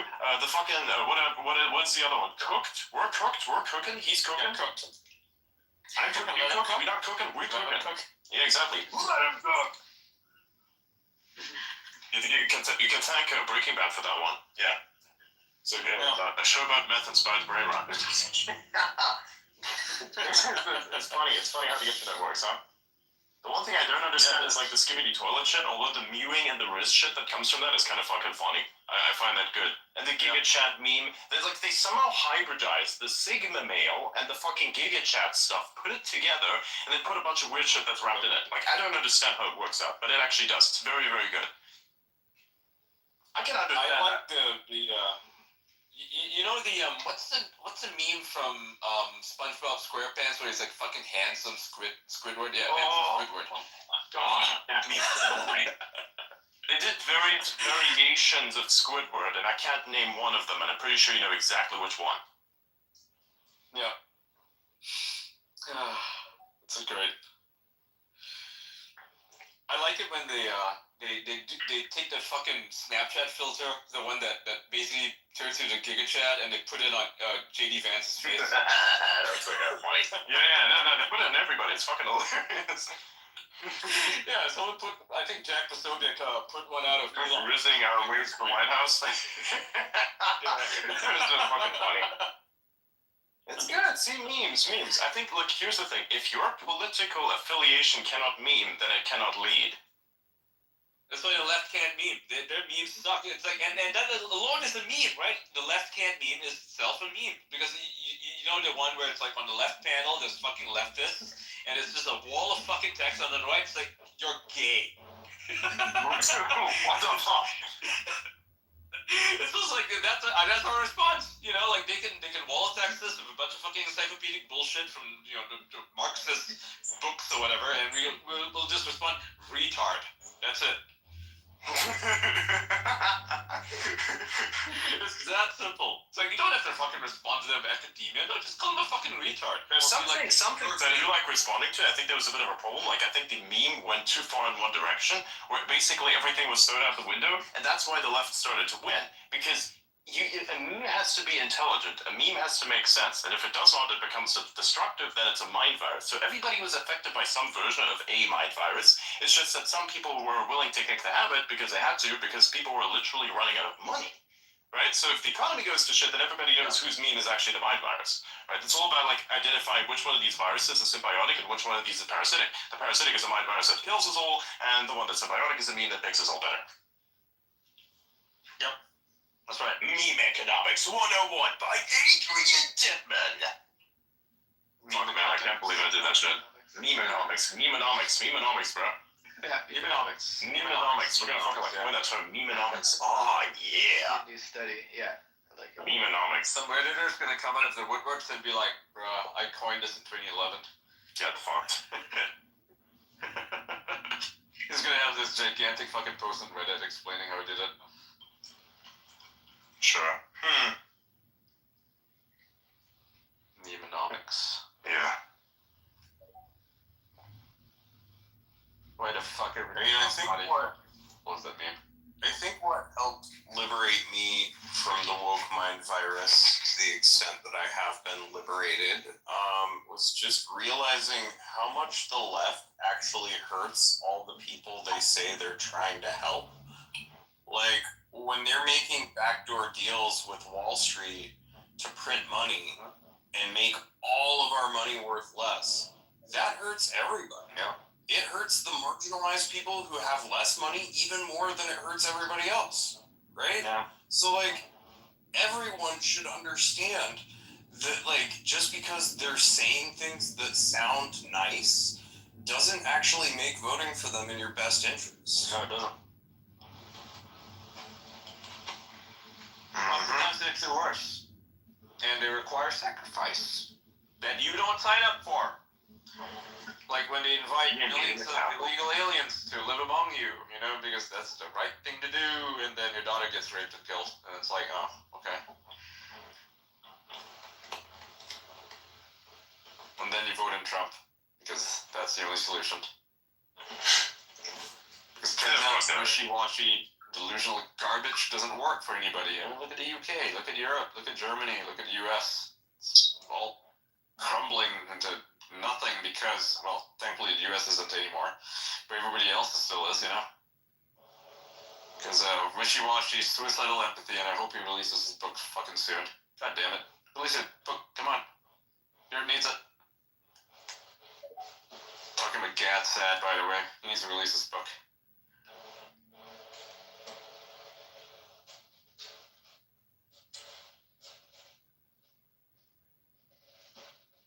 Oh. Breaking news, Yashar Ali just posted this. U.S. citizen Ryan Corbett, who has been held by the Taliban in horrific conditions for nearly 2 years, has been released, and his plane is bringing him back to the United States. It just took off. Nice. tirelessly for 18 months, bring her husband back home, and this could not have happened without Trump, I think. Yeah. Yeah, of course, because if you don't respect or fear your enemies, then you will not do anything that benefits them in the slightest. Yeah. All Trump needed to do was go to Qatar, because they have a pretty decent relationship with the Taliban, and said, hey, can you talk to the Taliban for us and get this guy back? And they're like, sure. And they didn't. Wow, why didn't Biden do that? Why didn't he just talk to them? What the fuck? Because they need a very specific type of energy. There were two different types of energies. Your Kamala energy was just down. But, so Donald Trump energy is, I'm gonna bomb the shit out of it. I don't care. So there's a difference there. Which one of these do you fear the most? I mean, I think the answer with Biden is probably that there wasn't much of a grift in it for him. Mm-hmm. Yeah, I mean, what did he get? I will say, nothing. I didn't think he was really aware of what he was doing, like in this entire process, because he used to be a pretty damn good senator. As a matter of fact, like he was actually pretty damn good in the beginning. Whatever happened to him then, and then like became this, has torched his entire fucking legacy, man. That's really fucked up, dude. It's straight up dementia. I mean, it's the same shit that happens to every politician that stays in the system for too long. It just become brainwashed by the establishment. It's not even that. Your brain literally gets fucked because there's not enough that can be done. Like, have you ever spoken to a politician that's been in there for quite a while? Now, normally when they get in at first, they are remarkably capable. They can string sentences together in a way that's absolutely fucking incredible. But then when they come out to the public face, you know, and that they've been there for a while, they will now rely off of stuff that's written down on a piece of paper. Because somehow this anti-logic that's being programmed into people, but you have to have because you have to confuse everybody with a lot amount of bureaucracy, it somehow destroys you, and then you can't even speak in public. Like, have you heard some of these people speak in public? They fall over themselves, they stutter, they do all these kinds of weird things. It makes no sense whatsoever. Like, they're trying to explain a very simple thing, and it's like, dude, a very simple concept that you can try and somehow piece together, but you're not doing that. How? How are you not doing this? You're literally in the Senate, and you have to speak almost every single fucking day. How is it that you not, in an improvised setting, are able to put shit together and speak it? That's kind of fucking insane. And of course, I'm not saying that these people are incapable, far from it. That's not what I'm saying. I'm saying that the bureaucracy itself, the inefficiency of that bureaucracy is literally fucking people's heads up. Mm-hmm. I mean, you learn this inefficiency, and at some point you just simply cannot keep up. You become inefficient. Yes, exactly. So look at, for instance, you get two people who are very smart, both, let's say, are equally smart. One of which never stops using technology, never stops trying to use new types of technology and explore how the world works. In their 80s, they're still using some really advanced shit. William is a guy on here, is an 81-year-old veteran, by the way, disabled. This guy somehow is using Linux. It's an 81-year-old who got himself to use Linux. What? That's incredible.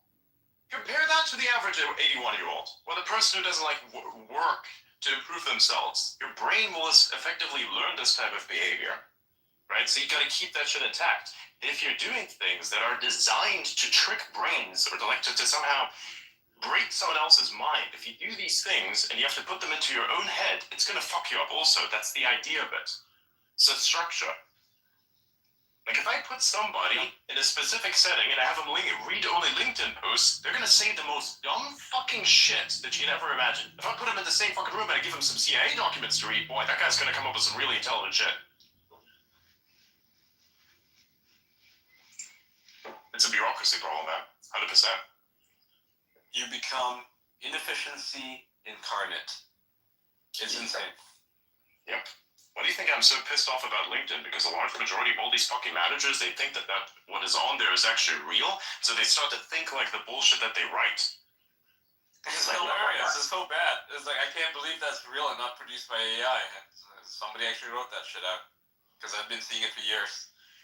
And I can't wrap my head around it. It's like, Game changer. Actually Synergy. Well, what's the other one? What's the other one? Oh. There's so many fucking horrible terms. Synergy is one that they always use. My contacts, the platform, the experience, but there's no fucking experience there whatsoever. You know? It synergizes so well, and I'd like to somehow get into the equity state, and of course it's your decision, and blah blah blah blah blah blah blah blah blah blah blah. I could fucking rattle it off forever, but it hurts my brain, so I'm not gonna do it. Fuck that. No, I just asked. I asked Grok, and he gave me these: synergy, bandwidth, leverage, low-hanging fruit, paradigm shift, core competency, value proposition, scalability, actionable insights, strategic fit, best practice, stakeholder, deliverables, KPI, ROI, circle back, deep dive, ideation, touch base, think outside the box, disruptive innovation, granular, holistic approach, optimize, streamline, pivot, empower, align, buy-in, and mission critical. God. Dude, this from a week ago, I had to deal with the person that said every single one of us. Fuck, man. Oh. Jesus Christ. This literally is the exact list of words that they've stated. Holy shit, that's so accurate. I just asked Grok to produce a sentence with those horrible words, and so I should read it out please, loud. No, yes, I will. Corporate NPC dialogue There incoming. we go. We need to leverage our core competency and optimize our bandwidth to achieve a paradigm shift that will empower our stakeholders and deliver actionable insights, ensuring our scalability and ROI while we circle back to streamline our mission-critical deliverables with a holistic approach to think outside the box. You know, honestly, that one doesn't even sound so bad. The other one sounded worse. I just love that it can produce corporate speak. It's so amazing. It produces better corporate speak than the corporate speakers. Wow. I think this is why a lot of the bureaucrats are afraid of AI, because the AI is literally better than them. Yeah. That's insane. I'm asking it, now turn this nonsense into a LinkedIn post. So let's see what it produces. Oh shit. Wonderful. Oh shit! It's a one-for-one, isn't it? It's a one-for-one. It's great, but it's like, this is a rocket ship emoji, unlocking our next level of success, rocket emoji. In today's fast-paced success business environment, it's crucial we leverage our core competency to drive a paradigm shift. By optimizing our bandwidth, we're set to empower our stakeholders with actionable insights that promise not just scalability, but a significant ROI. Let's go back to our fundamentals and streamline our mission-critical deliverables. It's time for a holistic approach that encourages us to think outside the box. Ready to pivot? Join me in this journey towards disruptive innovation, where we'll not only align our goals, but also ensure our strategic fit in the market. Hashtag synergy, hashtag innovation, hashtag business growth, hashtag leadership, hashtag team empowerment strategy. Sorry. It is It's horrible, but it's perfect. The hashtags at the end just. I know, the fucking hashtag. I thought like, it's missing some of the words. Nope, they're the hashtags, fuck's sake. Damn. Dude, that's awful. Imagine you have to dude, many people have to imagine this. Unfortunately, this is the type of stuff that they have the misfortune of working with. People legitimately speak exactly like this. And let me tell you, when you go into a company like that, it is completely mismanaged to the point in which nobody even knows what they're doing half the time, and you can just fucking sit there on a PC somewhere and play whatever video game you want, because there's literally no fucking way anyone's gonna ask anything of you. And even if they did, they wouldn't know what it is. That's the problem with this, right? It's unbelievable. There's like two types of companies that exist. The ones that are shit, that have positions that don't need to exist, that then have these types of situations where people try to justify the existence by making up brain rot, and the type of companies that basically have a place where, hey, the guy who's usually doing all the work doesn't actually have anything to do, so either we scale or we just keep it as it is. So it's like, okay, yeah, cool, we just keep it as it is because the guy's just gotta work his ass off and keep our problems away, right? So perfectly fine, everything's nice and comfy, we don't want drama, and it all works, right? You got new people that come in, you have them trained, everything good. That's actually the good ending. The bad ending is having positions that are unoptimized, that don't need to exist, where this specific thing then occurs in that exact way, right? Where you then have to basically justify your existence with brain rot, corporate brain rot. And hours of meetings every Well, week. I'll tell you, it's probably pretty similar in government too. I think in government there are some really good employees. It seems like every government agency I interact with, there's like one person at any office who actually gets shit done. The one guy who shows up And to work while the rest of them else- work from home, right? That seems to be the case these days. More or less, yeah. But like regardless of how they work, they get their work done, and so everything It's the MVP. On their end looks fine. But what the agency will do is they'll say, oh, this person's doing work, well, we can give them more responsibilities, no additional pay, because governments don't often give out additional Yeah, so pay. you get worse and They worse. just pile more and more responsibilities. And if that person is a person who is inclined in a particular ideological direction, now they have all these responsibilities, they also have power, right? Yep. And so sometimes individuals who are willing to put in the work at these agencies end up with a lot of power, and then everybody else is fucking off doing nothing most of the time and complaining if they get more than like a minimal workload, and because they have unions and because there are classified systems and all of these other things in place, like very little actually gets done about it. This is very true. That's very true. They take like the most productive person, you keep giving them more shit, and it never ends. It never fucking ends. It's like at school. It's basically an upscaled version of school. Oh hey, we have this guy who's super smart. Let's put him in with all the dumb ones so that they get smarter. That's not how that works, actually. Gets worse. The group projects, you know, the group projects, you have to like lead the group. I had to be part of a fucking study group project, and it's hilarious, right? They put us in a group, and then we're like wondering, okay, who's gonna be the leader? Everyone fucking unanimously pointed at me. I was like, hey, this is actually kind of cool. Anyways, I looked at these people. I gave them a bunch of these assignments that we were supposed to do. I gave them like a bunch of understanding as to what you could do to make your process more efficient. And many of them didn't even understand what the fuck was going on. And I was like, cool. What are the demands? Oh, hey, the teacher says fill this entire page with a bunch of stuff. You're going to give me a verbal reciting of whatever that you've come up with, and this has to fill this amount of pages. I was like, oh, I can fucking do that. I can talk, no problem. So I decided to like write up an entire thing, and specifically we were supposed to write up something about what can kill you in an accident, and everybody had to focus on a very specific thing, and my specific focus was supposed to be dealing with a passenger and passenger safety, and it was like, okay, cool, and then I had to explain all the intricacies as to how humans die, and spend an entire fucking an entire section on inertia, and how your organs get fucked up, because you're basically like this liquid bag, and the inertia is the thing that actually thrusts the organs into your ribs and actually pierces them, and I did all of that, filled the whole page, and when these motherfuckers had to go up to say their piece, they couldn't fucking get a single word out properly. It was embarrassing as shit. So I carried the whole thing. We got the victory, but not because they were good, just because I was good. Yeah. Yeah. I didn't mind that because we won. I'm like, we good. I've ever been a part of. Actually, one of my worst academic experiences. I was doing a project, and it was for a religion class. And I was partnered up with another student who happened to be a black girl, which only becomes relevant for reasons that come up later. Night before the project, we're putting our work together. Like the night before it was due, we were going to present our research and our paper to the class. She gives me her half of the work, and I think it just looks kind of off, so I start searching. I realize it's plagiarism. Yay! So I hate that.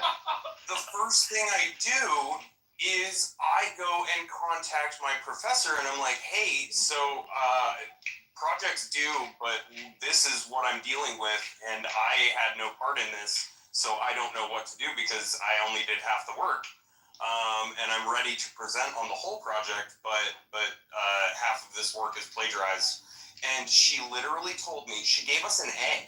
Really? And she told me that she could not do anything about it because it was a student of color, and if she did anything, it would look bad. Hell yeah! Nice! DEI. What a privilege. What? Lovely thing. It's a drop. It was so frustrating. Crazy. It was so That's frustrating. crazy. Because like I don't think of myself as a racist person at all. I don't think there's anything racist with holding people accountable when they've done wrong. Yeah. Exactly. No, yeah, Like- that's fucked up. Accountable. Yeah. I mean, hey, somebody explain to me where the white privilege in that is. Yeah, right. I didn't see that. I mean, I'm a fucking white person. I've never I felt think I myself got to be to- particularly privileged. As a matter of fact, I always felt myself to be extremely discriminated against because of exactly this type of specific situation. Like, bruh. I kind of got to free ride on the non-white privilege, I suppose. Oh my god.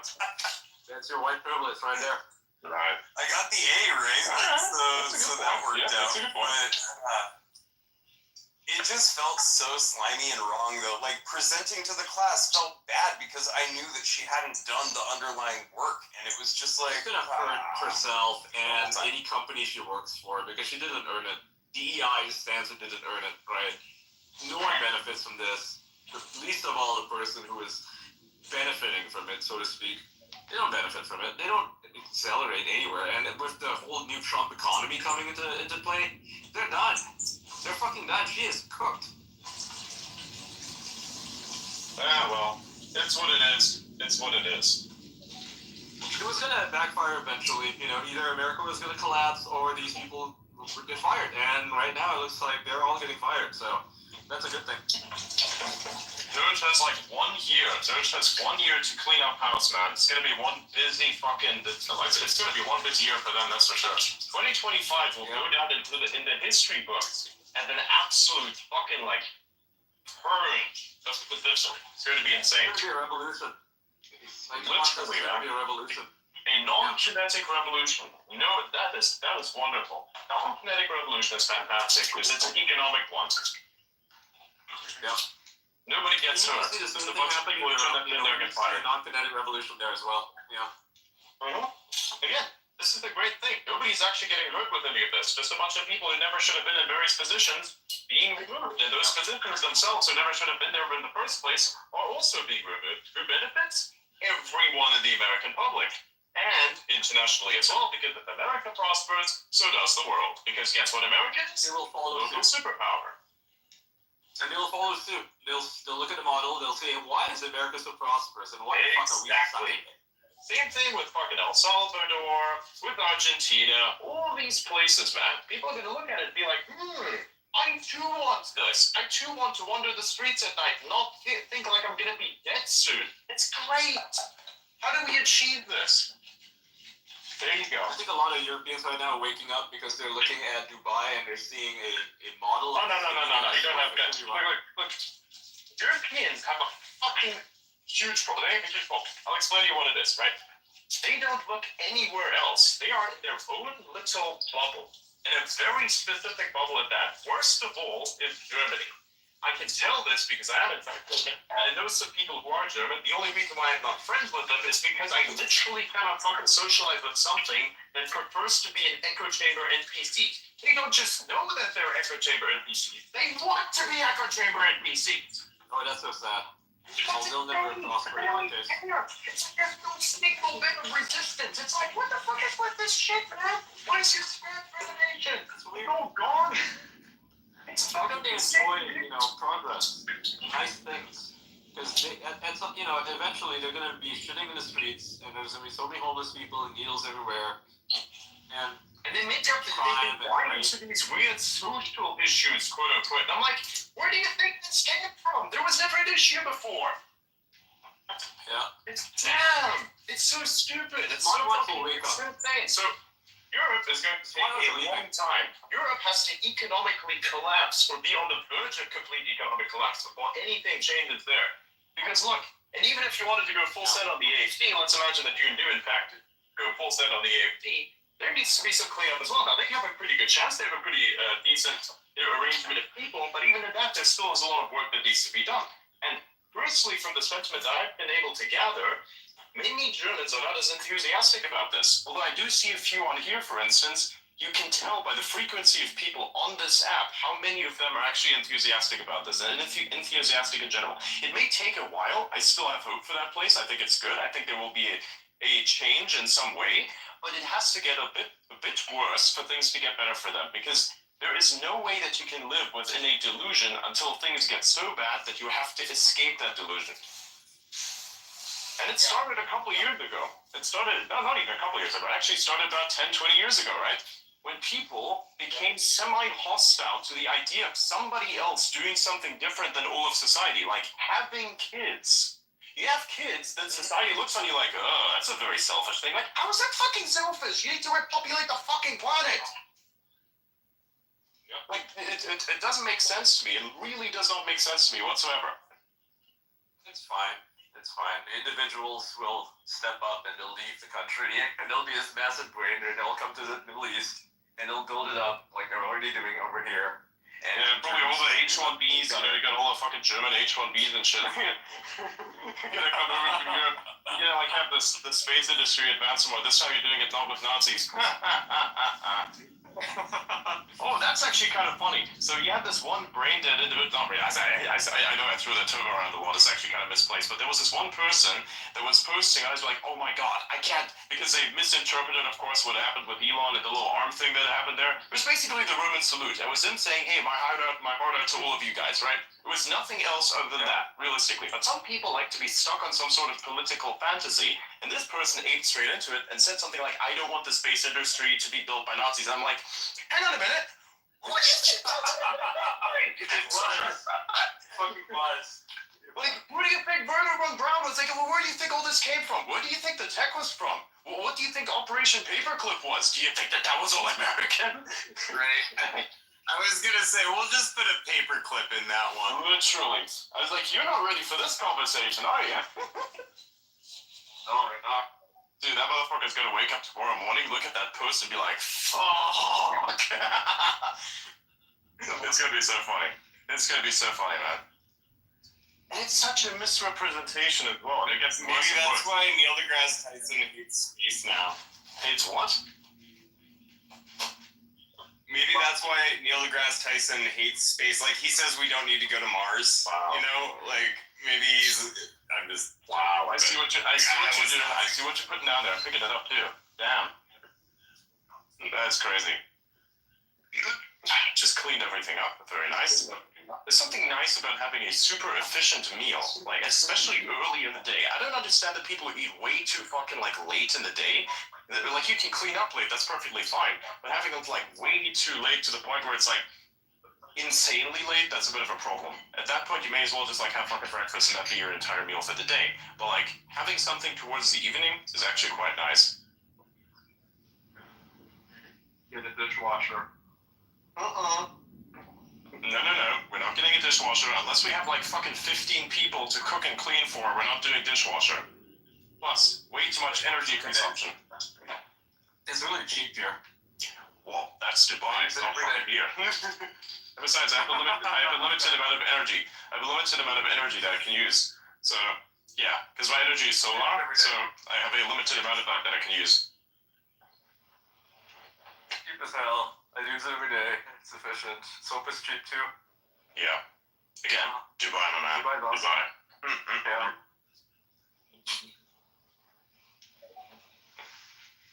Damn. It's a good time.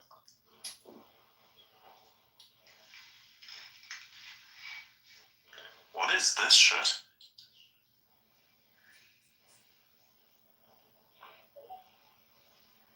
What's what? I'm just looking at something, thinking to myself, like, what? Honest reaction.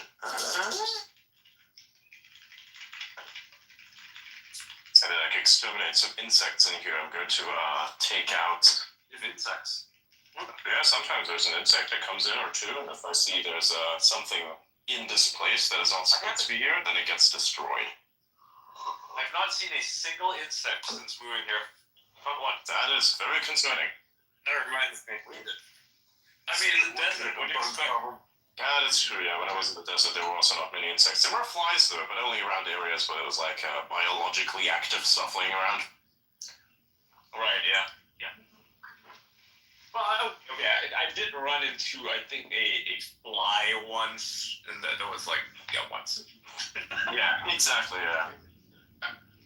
Yeah, deserts are harsh as shit. It's a great place to grow certain stuff as well. That's usually prone to fucking like parasites and such because they literally burn the fuck off. It's insane. It's great here. I mean, dude, Perfect for habitation. I mean, dude, look at the Nile. You know, you have this amazing. Like, look at Earth, and then look at the Nile next to Egypt. Be like, what is that green spot there that looks like a river? If you zoom in, all of that is agriculture. Every part of that is agriculture. It's insane. Well, there's no forest down there. There's agriculture, however. You ever been in America and you see a product that says "Made in Egypt"? Now you know why. They make lots and lots of fruits and Or product to beat it, Patrick. Textiles. Uh-huh. Egyptian cotton is top notch. That is true. yeah, it is good. Have you had Palestinian olive oil? It's pretty good. Oh, delicious. I haven't had any Palestinian before, but I have had Moroccan. So fresh, unpasteurized, that shit tasted like perfume. It was very weird. Oh, no. It's nice. Yeah, it's very fragrant. Yeah.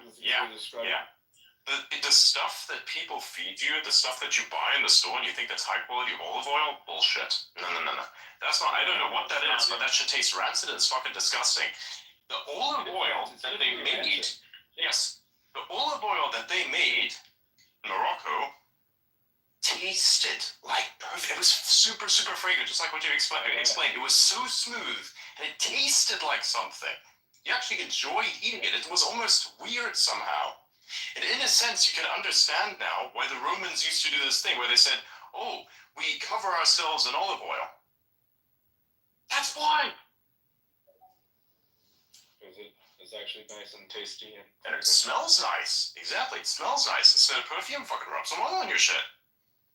Now we're going to walk around like beautiful, glistening gladiators. Oh, yes. I'm gonna bring back Rome, you know, get on the super low-fat diet, get super ripped, like get pumped and then put oil all over yourself and just walk around. Yes.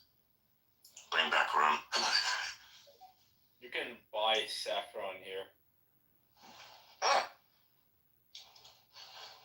mean, you see what I look like. I'd probably be able to do that. I'd pull it off. Yeah. Yeah. I like some of the stores here. They just sell herbs and nothing else. And it's all these Middle Eastern herbs and they smell so good. They sell teas, which is what I buy. Oh, so good.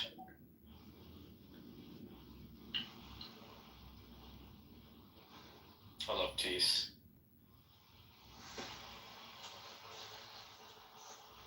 Yeah. You have like golden saffron tea. Very nice. And you mix it too with like a bunch of other flowers and stuff, you know, all dried. Yeah.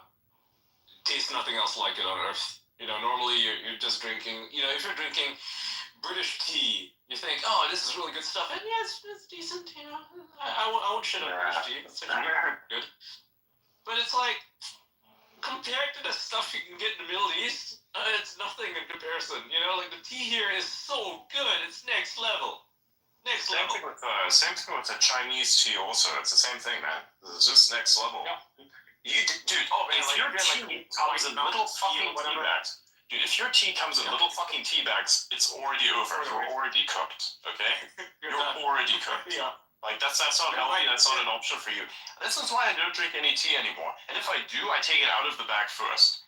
Because this shit has microplastics all around it. The bag is not made up of actual fucking fabric. It's made up of some weird shit that I can't really identify properly that acts like paper fabric hybrid, whatever that's supposed to be. Doesn't fucking rot in the wild, by the way, which is really fucking weird. And where does all that go? What is that shit? You know, where did all the real cloth go? It's cheaper, of course, right? Of course. Hell, I'm pretty sure it's made out of some sort of waste material. Hell, if I'd actually do some research on it, I'm pretty sure I'll figure out exactly how it's done. It's recycled stuff. Yeah, some recycled plastic. Some sort of stuff. It's always some sort of stuff, man.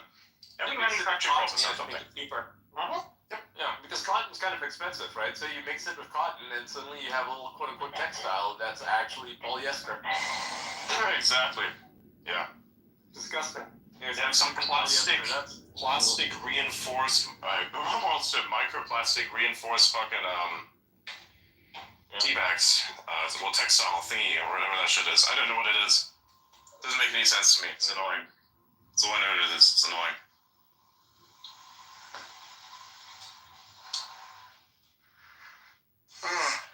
I go to this place called Soul and Soul. I've mentioned it before, and they sell amazing kinds of teas. They're all in tints. Yeah, they have all kinds. They got your typical herbal teas, green teas, black teas, white teas, rooibos teas. Pu'er is nice. That's a Chinese tea. Ginseng. Oh, you know what? We've talked in the past about how coffee is one of the few businesses that hippies can do well. Spice shops, also a great like hippie business. You get great prices. They're so generous. The only spice shops here are like locally run.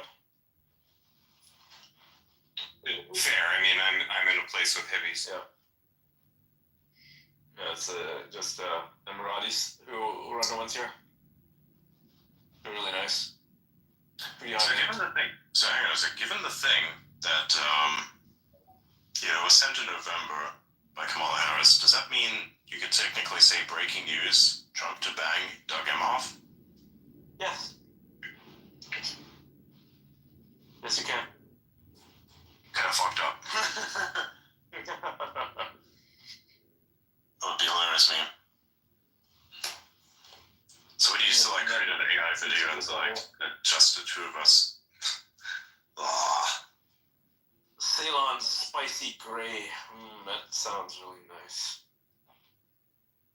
Oof. I'm just looking at teas right now. Intense, spicy with a citrus touch, alone or with a cloud of milk. 65% black tea, 22% ginger, 7% lemongrass, 5% pink pepper, and 1% bergamot aroma. Is it bergamot? I'm not sure how to pronounce it.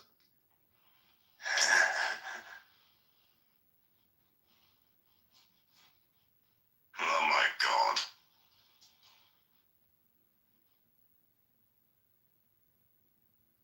Green tea gunpowder? What's this? Why did they call it green tea gunpowder? That's interesting. No idea.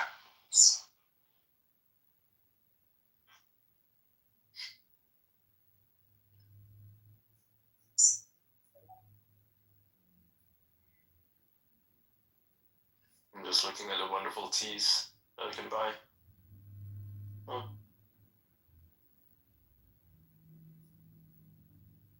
Pineapple herbal tea using dried pineapples, coconuts, rosehip apple, hibiscus. That sounds nice. Hibiscus tea is nice. I think I just uncovered a trove of memes. Holy shit.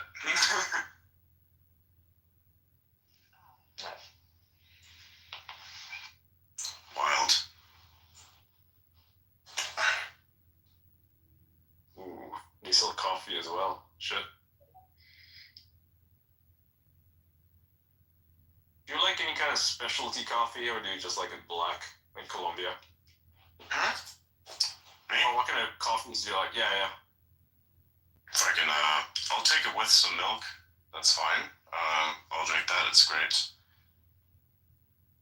I usually drink lattes. Real milk, of course. Mm-hmm.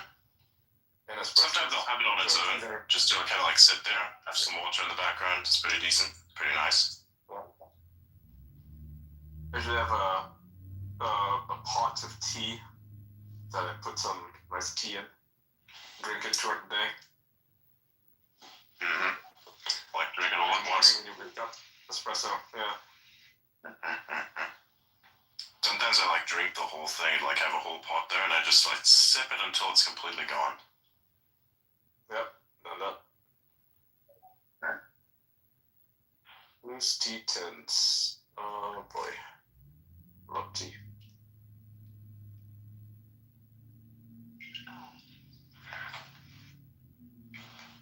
Oh my god.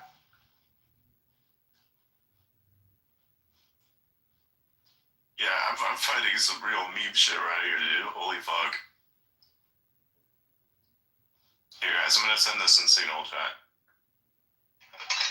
Alright, cool. Let me see. Let's see it.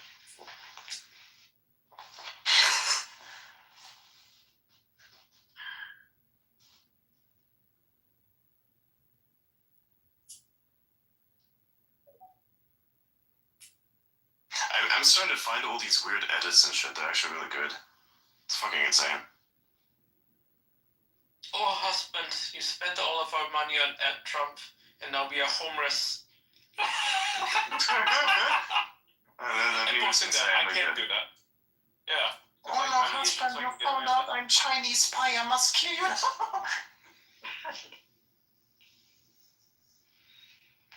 I could probably even do like a high-pitched anime sound to match that shit.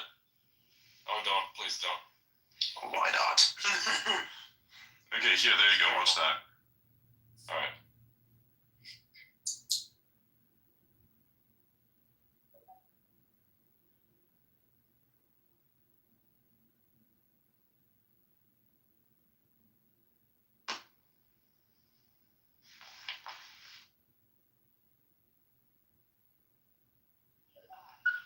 Oh wow.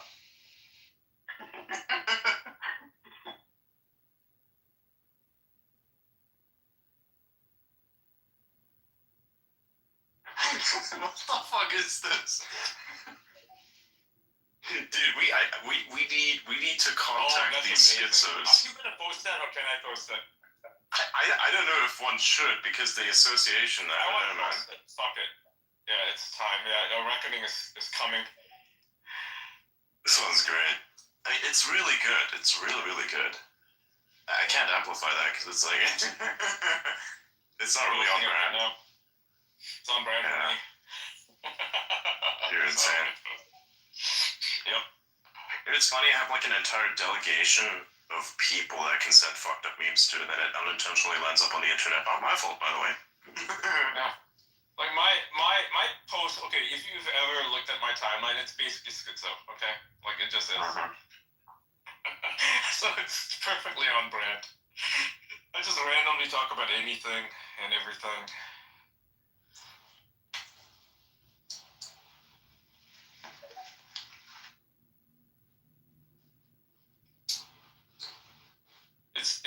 It's kind of stupid that I posted a reckoning is coming when a reckoning is already here. Actually, I'll just reword that. So reckoning is here.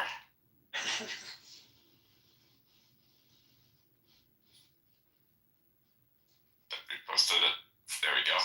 The reckoning is here. I'm gonna put it in the conversation, and you guys can retweet it if you like it. If you don't, well, don't. But do. Pretty good. Do. Yeah, What the fuck is this?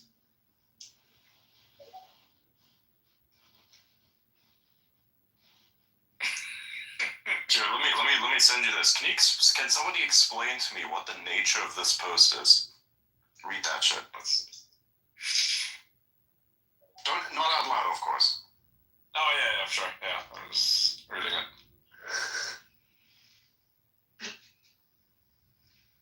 Like, look what the quote post is to. Like, what the fuck is the context here? Yeah, I don't know. Why the fuck? That doesn't make a lot of sense. I don't understand this. I don't get it. What was the point of this? I don't know, but isn't that a funny username? I know. Yes, got a funny username. I mean, I think that kind of says it all. I think it does. But like, why? Why that context? So, like, oh, here's this thing, and then it's that.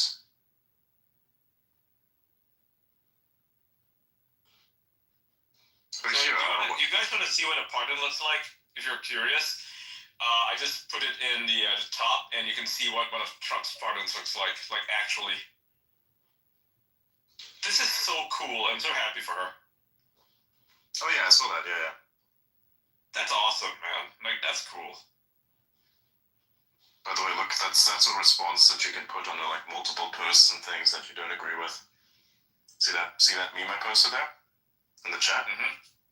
Yeah. Look, see. It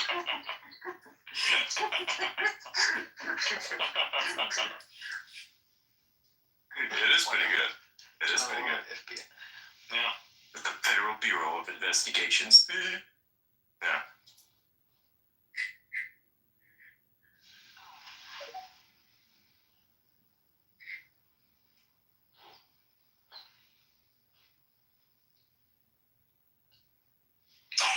What the fuck? I just read this news story. Jackson Reffitt, who rented out his own dad, Guy Reffitt, to the FBI for his role in the January 6th protests, says he's now terrified and has bought himself a gun after Donald Trump issued a blanket pardon to all those involved. I would stick the FBI on this guy, because it sounds like he's gonna kill his dad. Yeah. He looks like a fucking school shooter type, too. Fuck him. What a piece of shit. That's some bullshit. Yeah.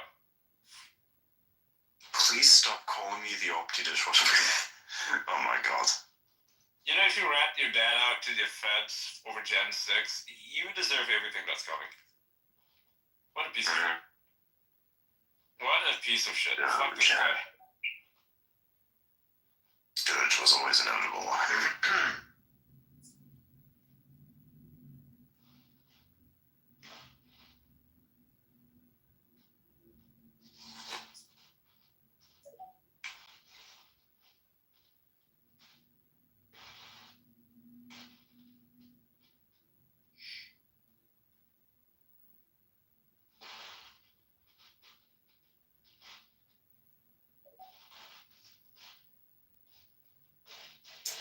There needs to be like a big tech alert for like when I follow someone. Yeah. Just to cause the drama. You think Barron Trump is going to be next president, like 2030 something? Perhaps. He would be a little young for that, but... I think constitutionally you have to be 35. Yeah. So, 2030 something. Maybe 40. 40, yeah. Let me double check. I would say probably 2050 is when that would probably happen, because if you look at the likelihood... Depends. I mean, he's going to be youngest president. It's going to be youngest president, man, like 100%. Insane. Oh, I know. I mean, like, DeSantis almost got it, though, you know? He almost got it. If Trump didn't run, DeSantis would be president right now. We'd probably be seeing the same stuff that's going on right now. They're pretty similar. And he would have been the youngest at, 42, 43? The guy's not very old. Yeah. So, Barron could very easily be the youngest U.S. president, after DeSantis wins in 28 or something. Yeah, it's 35. Yeah. Barron looks just so much like his dad. If you've ever seen Donald Trump when he was younger, when he was like 30 something, identical faces. He's got an aura. Yeah, he does. It's just It's something else, man. Like, looking at him, it's like, yeah, this guy's a leader. Something has happened over the last few years. Like, I remember seeing him at some point in his early to mid teens and thinking, wow, just kind of awkward and not sure of himself maybe. And definitely has changed a lot. My opinion has changed.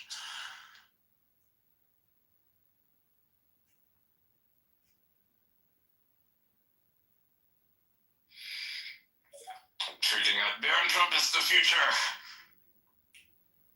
Because he is. We need to get a person to make schizo edits for us. Yes. I need a schizo editor in my life. Not anyone that turns us into racists, by the way, because that's gonna be a problem. I mean, if we start seeing some fuck shit in the background, no, we don't want that. You don't want a black sun there if you didn't. No. Not like the fucking DeSantis thing that happened. It's like, God damn it. You had such a great meme, and then you ruined the black sun. Why? That was hilarious. I used to, was it Jinx, by the way? Is that who you're talking about, Lawyer Cat? Because Jinx is an amazing No, this is a different individual who was producing like probably 2 or 3 schizo video edits a day at least for just like blockchain stuff that we don't need to talk about. But he makes incredible videos, like just adds music to them. I mean, most of them were just like totally irrelevant to like blockchain bullshit. He just like added music and like dancers or whatever the hell he wanted, whatever schizo bullshit he could think of that day. He's the one that did that AOC AI meme that I sent you, that I sent in Discord at one point. Yeah. He's really good with the AI like video. I don't know how you feel about that, but he's done a lot of like AI like personality memes with like people's heads on different bodies dancing and saying different things with their voice. Pretty capable. You know who I'd love to have as, making memes for us are those guys who do those Floyd edits? As in George Floyd. Like, no way. No. Yes. No, they're so good. They're so good. No. They're so good. Jesus Christ. I No. on them, dude. Like, they're so fucking funny. Oh, no. We don't do that. Yeah. No. They're so schizo. They're so schizo. Again, there's a schizo crackhead to utility ratio, and I do not wish to upset the balance with something like that.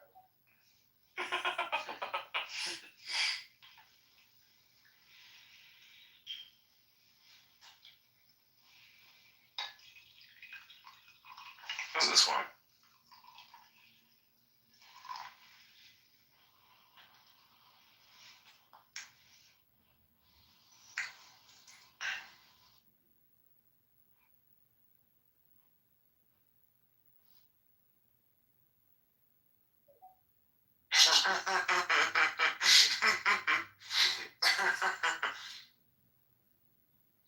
Yeah, that's great. That's funny.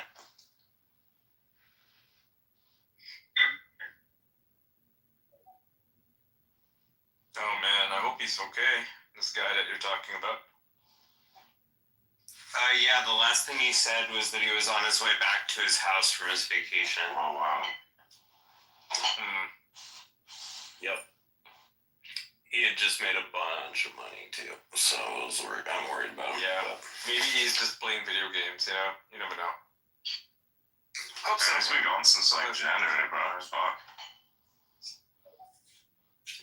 Well, it's still January, but yeah, 10 days. January's almost over. Yeah, I know. It's been it's been a while. Oh, he likes the oh, that's. What the fuck?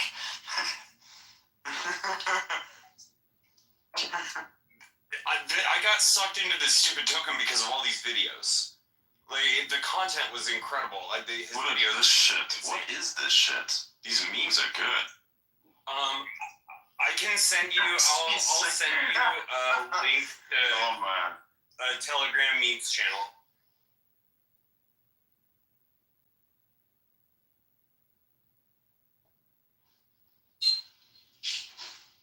Well, I know how he's doing this.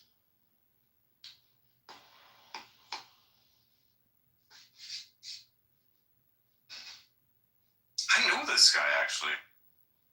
I recognize him somewhere. Story is it true? It's not a story. I can't verify it, but there's a video of a man being taken out in a stretcher of a hospital. And it says someone being carried out of DC jail, or it's not a hospital, it's a jail, on a stretcher to a waiting ambulance. There have been reports of violence by the guards against the J6 inmates. I have read those reports, they're pretty legit. I hope some guards did decide to take it out on the prisoners that they're supposed to fucking release tonight. That would be so fucked. Yeah, I don't know how true it is, but that jail is pretty notorious. It's the one in DC. They have been putting them in solitary confinement when they shouldn't be. That's pretty cruel. There should be an investigation into it, if anything, if that is the case.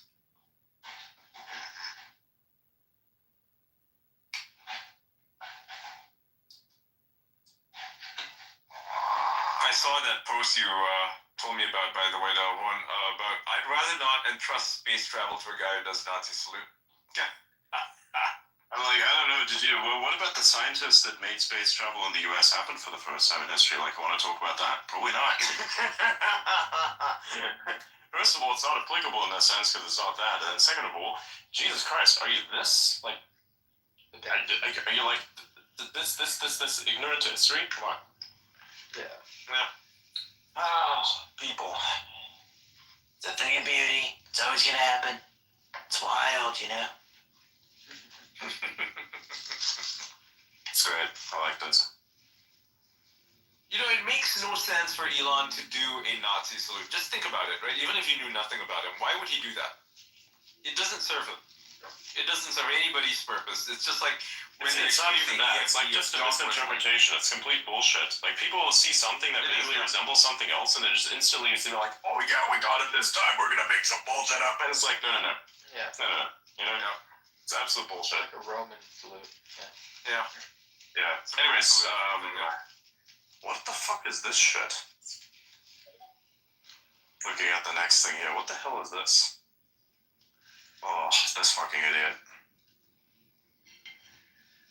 Breakfast in Paris. 5 coffees, 3 desserts, and a bottle of water for 83 euros. Huh? Oh, so someone posted a bill of how much they spent on food in Europe, in France. That's insane. Yeah, that is true. So a bottle of water costs 12 euros. Oh, Jesus. Retarded. Yeah. 3 coffees, 14 euros each. Kind of nuts. Fuck me. Wow. We had it What bad. the hell? Yeah.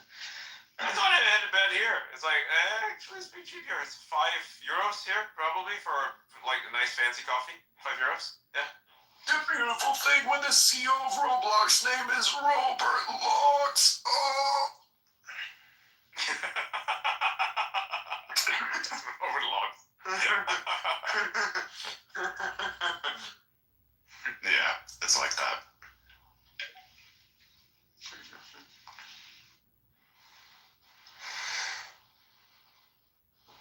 Everyone is quote tweeting Itai share with pictures of Warner von Braun. Oh my God.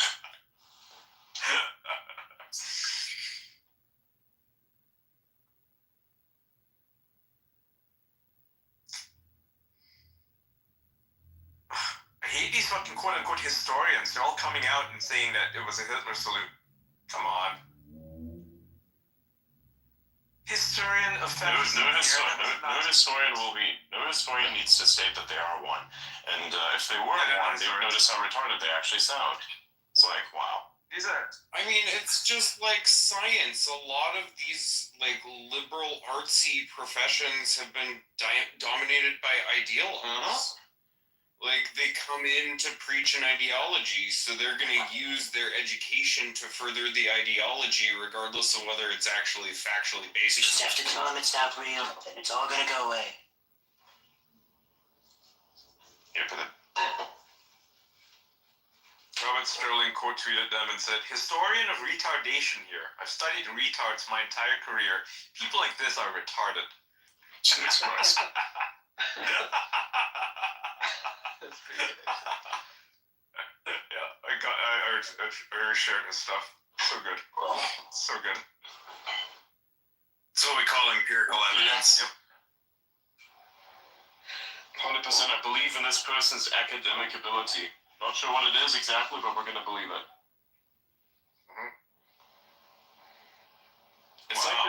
It's like those wannabe. It's like those people who put doctor in their name and then put off the most dumb fucking take that you can imagine. Yep. So the New York Times has this damning article about Antony Blinken. They name him as one of the organizers of the conflict in Ukraine, according to NYT. He insisted on the continuation of the conflict in Ukraine at the end of 2022 when the peace deal was on the table. What a fucking asshole. Seriously, what an asshole. The NYT wrote this. Huh. Yep. Yeah, that's right. About to be attacked by some people, that's 100% true. Yep. It's just like when Lex Friedman came out and put out a video a couple of days ago basically condemning Zelensky. He said that this guy is a showman, he's not a leader. He is more interested in showboating and being a mean asshole to Putin than actually having any kind of diplomacy. He's not interested in peace. He's just interested in kind of like enriching his own celebrity. And that's true. Did he put that up there? Where did he put this Yeah, up? it's a video. It's in a video. Yeah, I posted it earlier. In the video, or did he actually post this as a video? Like, what's the context of this? I'm not certain. It was clipped maybe by someone who hates him. They were like attacking him, calling him a Putin shill, because of course they do. But I took the video and I reposted it myself, so I'll share it. Interesting. I'll put it in the what do you call it? This thing here, so you can all see it. It's in the conversations. You can take a look at it. It's a minute and 24 minutes long.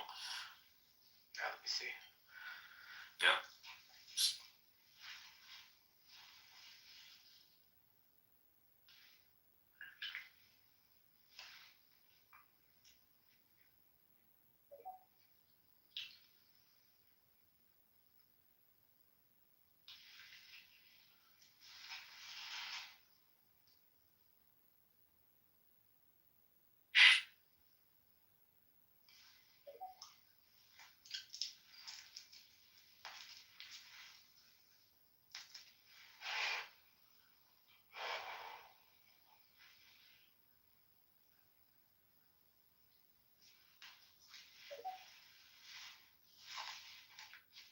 Right, so here's what I'm thinking.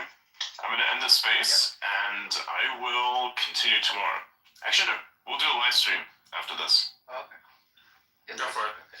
Right. Oh, and I got a brief update about the J6 prisoners. Apparently, police in DC are refusing to release them. What the fuck? Oh, really? Yeah, that's happening right now. Yeah, there's a video of the police refusing to release them. That's really fucked up. Even though they have been. But it's an executive order, though. Like, I mean, not really an executive order, but it's like they were pardoned. So what do you mean? Yeah. Like, Yeah, they just won't let them go. Yeah. That's what the fuck? Yeah. Uh huh. Jesus Christ. Need Trump to step in or something.